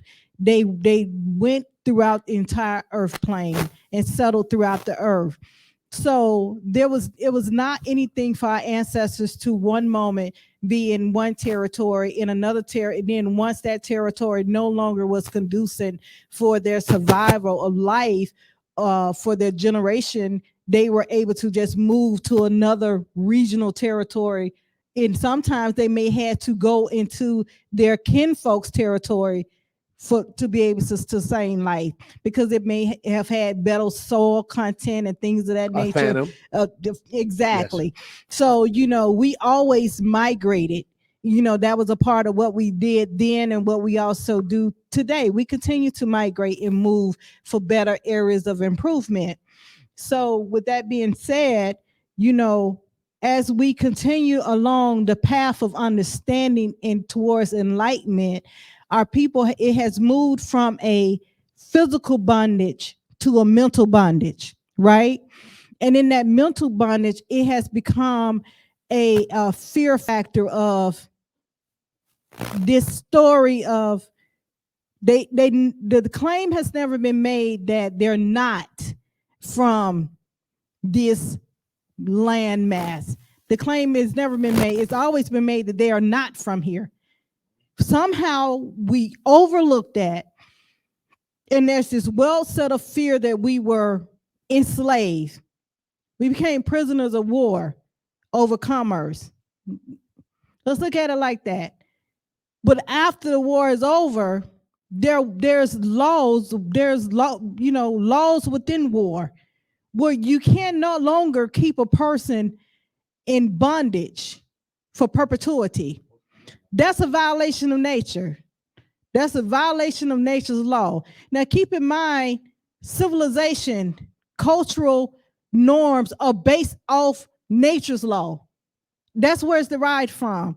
So when these things occur, our people have settled into the fear of not coming back to the ancient customs and practices, and we have assembled into our oppressors' way of moral code, statutes, ordinance.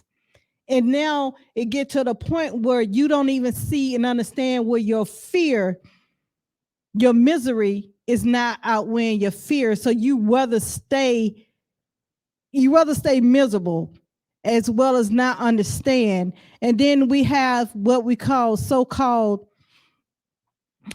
I say leader guys and girls who have become the great gatekeepers of our oppressors, who will go and work within the foreign jurisdictional occupational zone to keep the rules of bay. And now our people are really in a state of perpetual fear and not understanding that your sovereignty is in divinity. It's not based in a treaty. It's not based in a statute. It's not based in a United Nations rights of declarations of all that stuff. It's not based in organizational states, rights of a child. It's not based in that. Your sovereignty is based in divinity. Your ability to move like the wind, your ability to move like the water, your ability to be strong like within the earth. That's where your sovereignty is derived from. And until our people come to an understanding that we will never be a people that will rise up and get the assistance of the Creator, because we are trapped into someone else's ideology of who we should be and what we should be. Could you elaborate on that just a little bit? One of the great examples of overthrowing a people without war, because you can never point to the Moors being beat in war by Albions or amalgamated Moors. There have been wars, but there have been peace treaties. But there's a new war that's been waged, and like Professor Abdullah said, is ways to a denotation and connotation in language, and how that is waged. I'm gonna give you a prime example. In Granada, when the Moors in Granada followed the doctrine of Mohammedanism as a seer, the prophet as a seer, the seer book, the Quran, ruled. It ruled. The moment that Queen Isabella and the Pope came up with a plan to see, you have to learn language, to convert the people to give over their political allegiance to Catholic faith that's disguised as under the form of Christianity. Catholicism is a doctrine. Christianity is divinity. They disguised it. The moment that they converted the people gave over their allegiance to the new seer, which is the Pope, the Catholic magistrate. When that happened, in the power structure of the nation, there became a division. 70% became Catholic, 30% was Muhammad followers.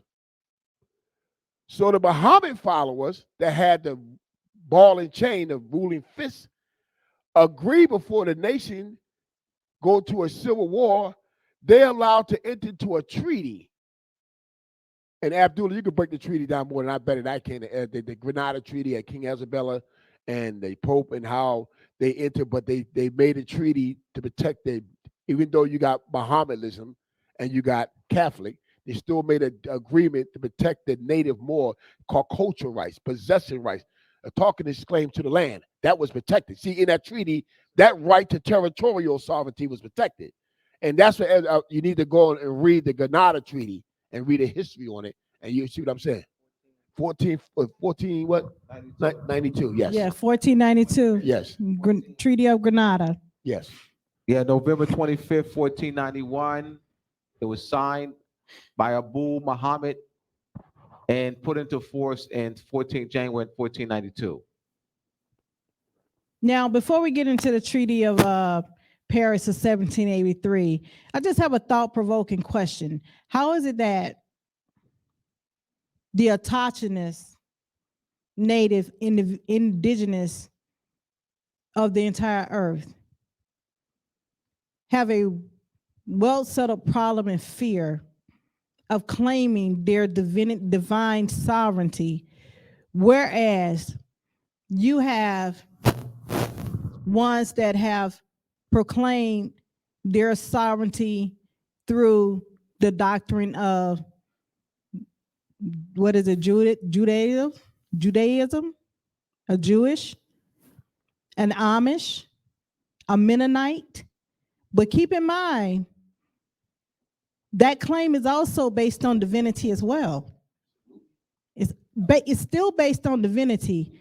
So where is this well-settled fear continue to hover and perpetuate itself within the people that are autochthonous, native, indigenous, classified, misnomered as Black, Negro, colored? Abdullah, I want you to take that. It's called constructive language. Thank you. Constructive language. We have pastors. There are thousands of churches in our communities. The South is called the Bible Belt. Why? The South alone. I remember being, especially when I was in Chicago. Let me talk Chicago. And we was on, what's the guy who was the one who was killed, the little boy came from the South to Chicago. Emmett Till Boulevard. And in a 10-block radius, I counted a 10-block radius. I counted 20 churches. Like, you could actually walk the 10 blocks.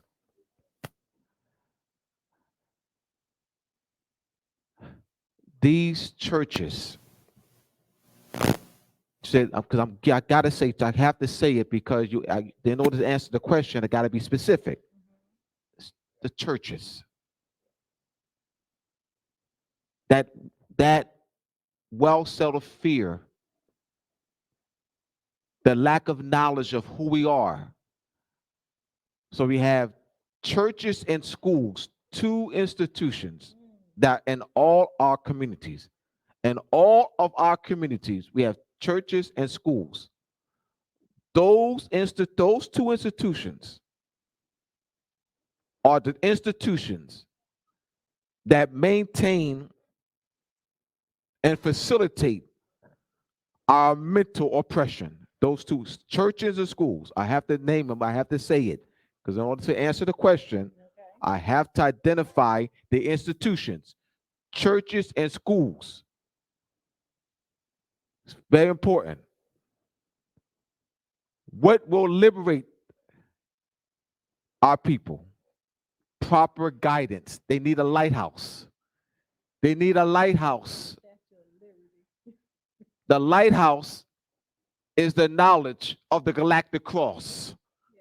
The lighthouse is the knowledge of Christianity in its original intent and application. The lighthouse is the knowledge of your nationality, your history, your culture, your philosophy, these treaty protection. The lighthouse. Without that, the fear will be maintained because they have nothing to point to. They, because they're looking at the United States as being the authority. They look at the Europeans as being the authority. That's where the fear comes from, the lack of knowledge. That's it. The fear comes from the lack of knowledge of our nationality, our history, our culture, our philosophy, our holidays, our folkways, our mores. That's where the fear comes from. How do you instill the confidence? Just reverse it. Just give them the knowledge of their Moorish nationality, their history, the culture, the philosophy, jurisprudence, Moorish treaty protection. That's it. It's nothing. It's not complicated. It's not something to that's so complicated. Just reverse it. So we need institutions of learning. We need. All right, my bad.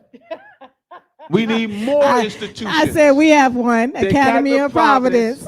More institutions Yes. of learning, more literature, more teachers, Yes. more jurists, more scholars. We have very few scholars in our communities. I'm not talking about Moors classified Negro, color, black with these PhDs. I'm not talking about, all right, let me hear me out. Please quantify that. I have to qualify that. because I said we have very little scholars in our communities. Let me qualify that. All these HBCUs, scholars don't come out of them. All these HBCUs, no scholars come out of that. Those colleges, none. They don't come out of that.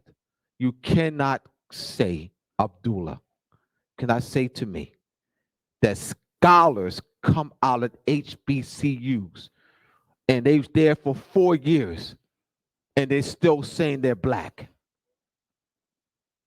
Once I hear that, I don't have to hear anything else.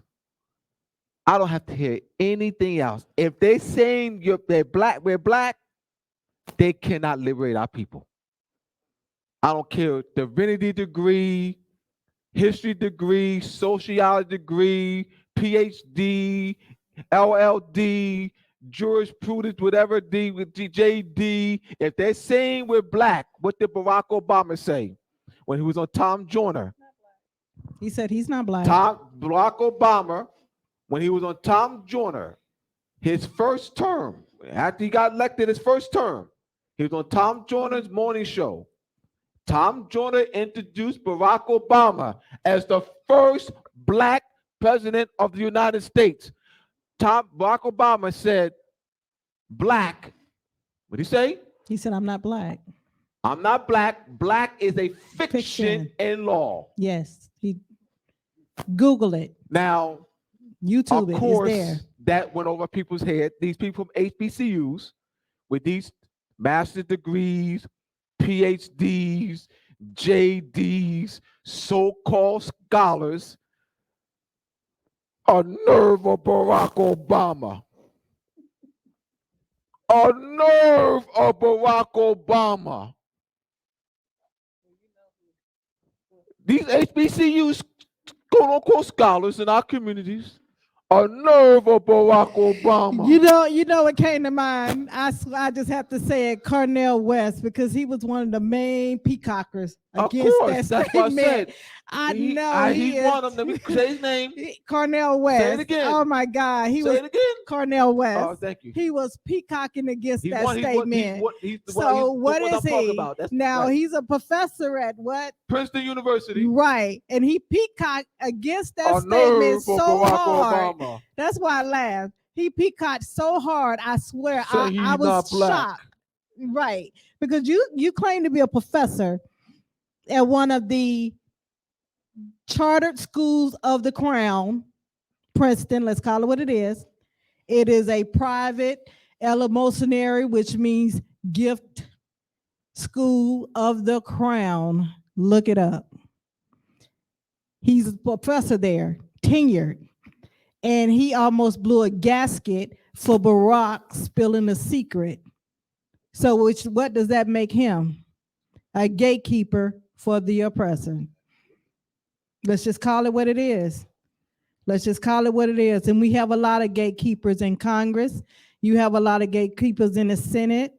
You have a lot of gatekeepers in your state and local government. You have a lot of gatekeepers in the schools and the churches. They're all around you.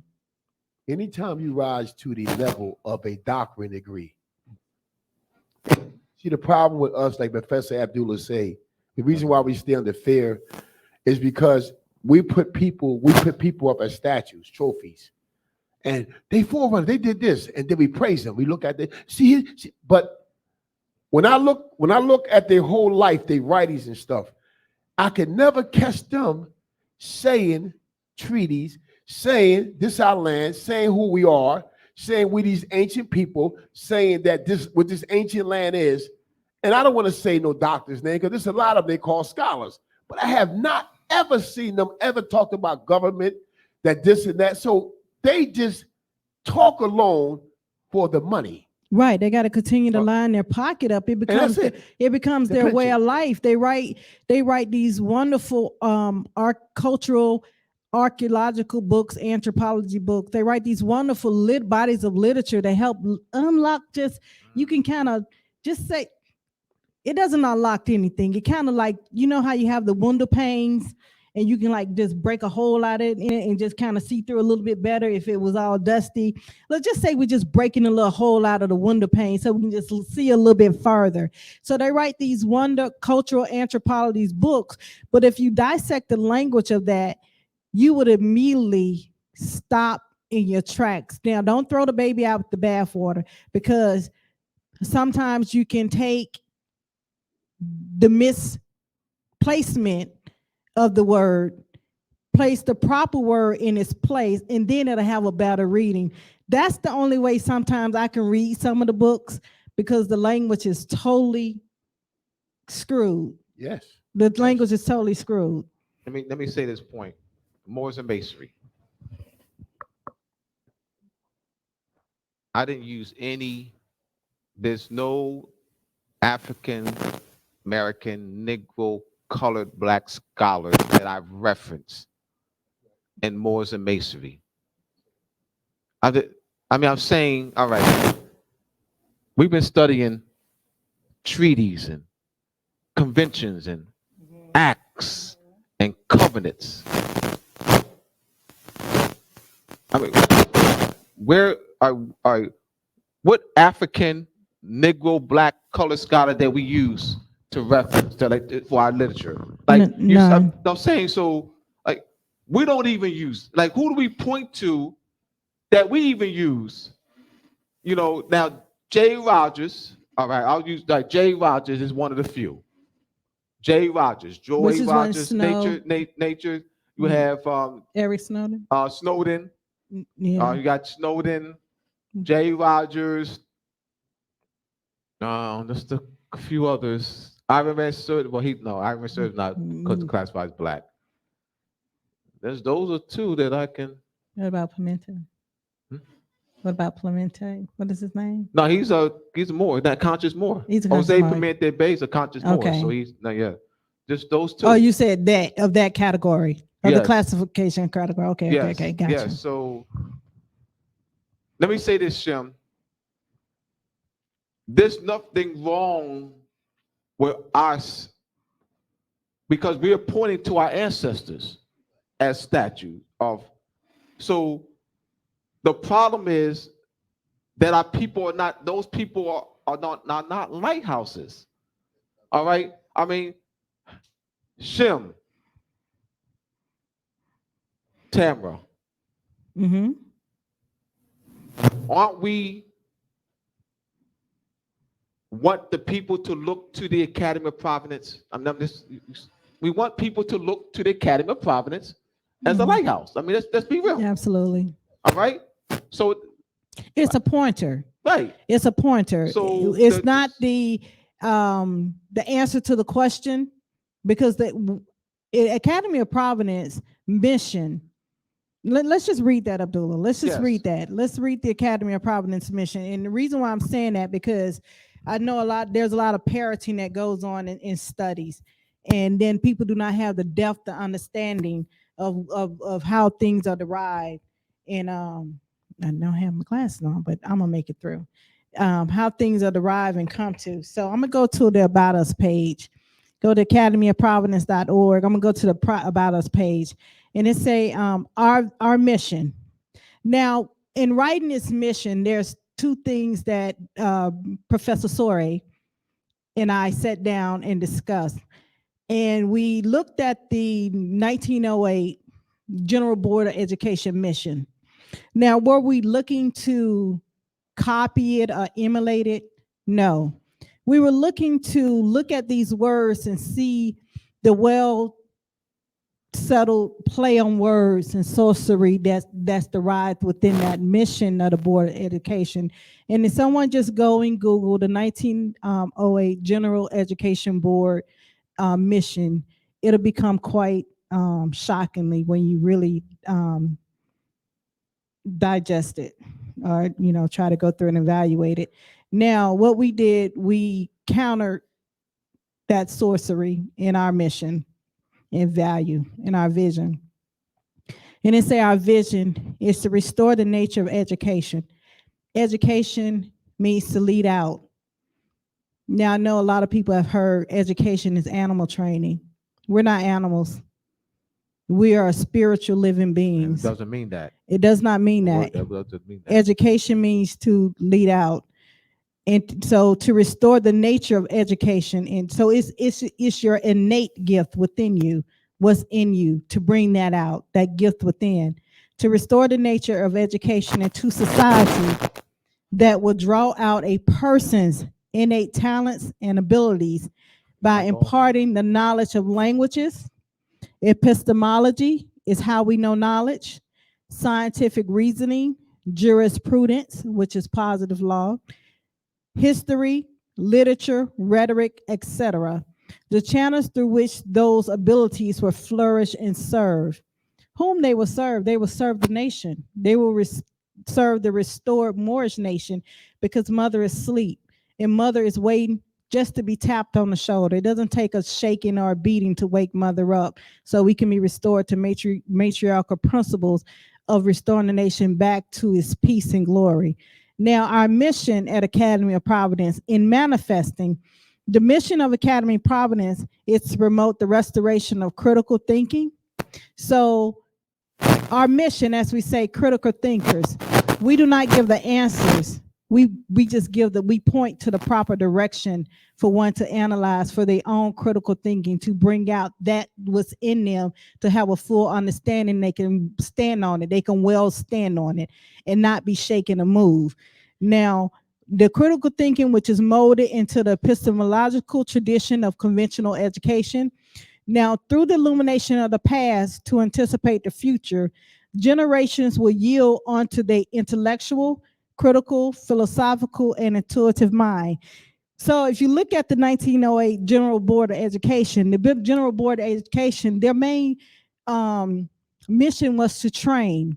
They were not looking for scholars, philosophers, painters. They were not looking for men of valor, not even of embryos. So they were not looking for that. They were looking for those to train for their colonization, for their commerce.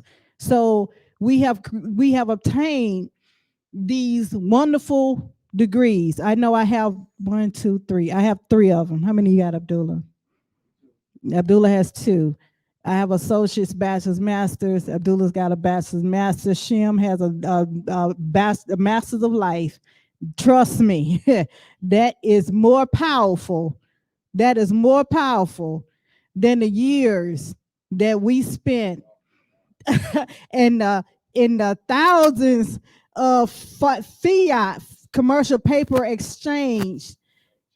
I felt cheated. When I attained my master's degree, I said, this is not it. I was thoroughly disgusted, not satisfied, and I knew it was time to navigate and move to be able to dig into the Akashic records of truth. And that led me to where I am today in meeting my brother Abdullah El Talib Mosley Bey and Shem Malachi Bey. They have been great pointers of the truth. They do not give answers. Academy of Providence do not give answers. It points you to the direction to critically think. So we would definitely like for you to look into explore that as your guide. Now, and also because that's an area that's what's needed. That is needed.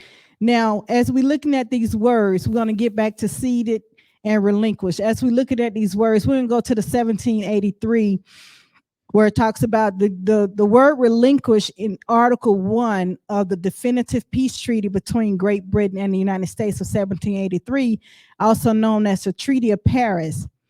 Now, it reads, His Britannic Majesty acknowledges the said United States, viz., New Hampshire, Massachusetts, Bay, Rhode Island, and Providence Plantation, Connecticut, New York, New Jersey, Pennsylvania, Delaware, Maryland, Virginia, North Carolina, South Carolina, and Georgia to be free, sovereign, and independent states, that he treats with them as such, and for himself, his heirs, and successors, relinquishes. Now, relinquish means, we said the word relinquish Leave. means to grant, No, leave. leave, okay, transfer, convey. No, all right. Let me Relinquish, okay. let me- So we're going to go into relinquish. Yes. Relinquishes all claims to the government, propriety, and territorial rights of the same in every part thereof. All right. So we have the listed. We have the words relinquish, grant, transfer, convey. Mhm. Those are separate words. Then we talk about All language. right. Relinquish doesn't mean grant or transfer or convey. Those are listing of separate words, and I wanted to replace those words so we can look at all of them. All right. The word convey, cede, grant do not appear in the Treaty of Paris between Great Britain and United States. That's the Treaty of Paris, also known as the Treaty of Paris of 1783. Relinquish etymologically means leave, which means Great Britain sat down, negotiated. It was called the Treaty of Paris because it was negotiated in Paris, signed in Annapolis, Maryland, negotiated in Paris, negotiated in 1782 in Paris. Great Britain.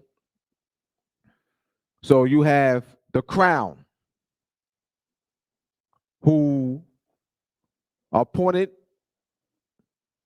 someone who to negotiate on the Crown and Privy Council's behalf, negotiating with British subjects now. They were born British subjects now. That's what he's, born right across the table, born as British subjects. When the British crowns met with France in 1762, treaty was signed in 1763. They sat with another sovereign, a sovereign and a sovereign, sovereign and sovereign. 1782, a sovereign subject. Right. Sovereign subject. Keep that in mind. Relinquish. That's the most important word in the entire treaty. It does not mean convey, cede, grant. Okay. The etymology of the word relinquish means leave. Great Britain agreed to what? To remove the troops. So Great Britain agreed to take her hands off, From the port. From the port. but maintain what? The interest tie, fiduciary tie. And you see that, we'll see that in part 3 as we go into the treaties and go into the cases. The cases are based on that 1783 Treaty of Paris between Great Britain and the United States. That's part 3. That's next month. We'll go in depth with about 15 to 20 different treaties. Okay, so in essence, it's like mothers say, okay, you're grown now. I'm gonna go ahead and go about my way and be in my house. That's it. That's a good analogy. I'm gonna go ahead and Good be in my analogy. house, That's a good analogy. and then I'm gonna let you stay in this house, but I still own the rights to this house. That's a good analogy. It's still mother's house. So, you know, That's a good analogy. the children can't rise higher than the mother, correct? Explain that. That's trust law. No, you just explain trust law. Right. The settler, if the settler does not convey to the trustee the power and rights over property, then the trustee cannot assert that right nor the fiduciary, Right. Even nor the beneficiaries. right, even in revocation, even during the revocable period, if it's not conveyed in the trust that upon death, that the rights, the legal title rights goes to the beneficiary, it remains Right, with the heirs. with the grantor, with the settler. That's right, absolutely. That's right, because it was never conveyed to the trustee, a Mhm. trust, or to the beneficiary. Mhm. So that right that the settler had always would stay with the settler. That's right, Correct. absolutely. So who's the brother? The crown. Yep. So we look at these moves. We're coming down to the end, and we're going to pause here. We're going to pause at this point because we're going to pick back up on part 3, checkmate the crown on the United States, because we have a breadth of information. Let's just give some context. Why is this information so vital and important today? Because this is these are yesterday's moves, right? We said Moroccan Post News deals with yesterday's events, right? These are events that happened yesterday. Yesterday's events for today's information and tomorrow's news, which means for generations to come. This is the news that our children should already know, correct? This is what they should already know. So let's analyze in context. When you have a chance to go back and rewind, we spoke of yesterday's events. How does this information affect right now today when we're talking about jurisdiction and fiduciary? All right, let me talk about my personal experience. For 25 years, I taught thousands of people misconcept, miseducation for 25 years. Thousands. I have to talk about this experience because you're asking why is it important. We got to set the table right. I taught for 25 years thousands of people that we, the people of the United States, in the preamble, are the Moors. I taught for 25 years thousands of people that 35 Moors were at the United States Constitutional Convention in March 1787 to September 1787. I taught thousands of Moors for 25 years that the federal government of the United States, the settlers of the federal government of the United States, is the Moors. 25 years, thousands of people. I'm passionate about this to get this right. To teach for 25 years, thousands of people, miseducation, misconcept. I am passionate about this. That was handed down to you. Handed down to me. Mm-hmm. For 25 years, thousands of people, I taught that Moors are part and parcel / part and parcel of the United States. I taught for 25 years, thousands of people, that Moors are the founders of the United States. I taught for 25 years, thousands of people, that that United States is that the real name of this government, United States government, is the Moorish government. 25 years. That's why I'm passionate about this. I will find over 200 cases.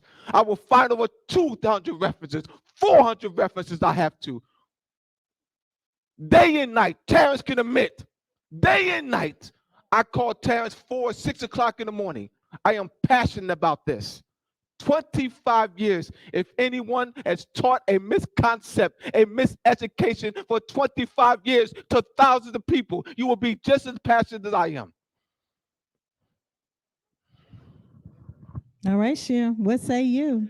Yes, I was hearing. Abdullah passion is amazing. Let me just say this, Shem, before you get started. You know, his passion is amazing. I'm just going to give a quick epilogue of my story. I remember meeting Brother Abdullah, what was it, January of 2018. And he said, well, when we first met, you know, he was like, well, you know, I have class starting, etymology class starting in PASEP up at Temple University, PASEP educational program. I was like, okay. So he showed me, went online and signed up. I went online and signed up. It was 35 notes. And the class was starting that Monday. I met him that Friday. Class was starting that Monday. He was like, come to my class. So when I got in his class, I really thought he was punking me, y'all. I mean, I was like, I'm like, what is this man talking about? I mean, here I have a master's degree. I should know this by now. I really thought he was playing a joke and punking me and trying to embarrass me in front of his class. So I was like ready to leave. And he was like, no, just give me an opportunity to really explain this to you. You know, and I said within myself, I remember crossing that stage and this man was handing me this degree. And I remember feeling so disenchanted and saying, this is not it. And I was like, Tamara, don't miss your opportunity to walk past what could be it, what could be the truth. And I resolved myself and sat down. And here we are today.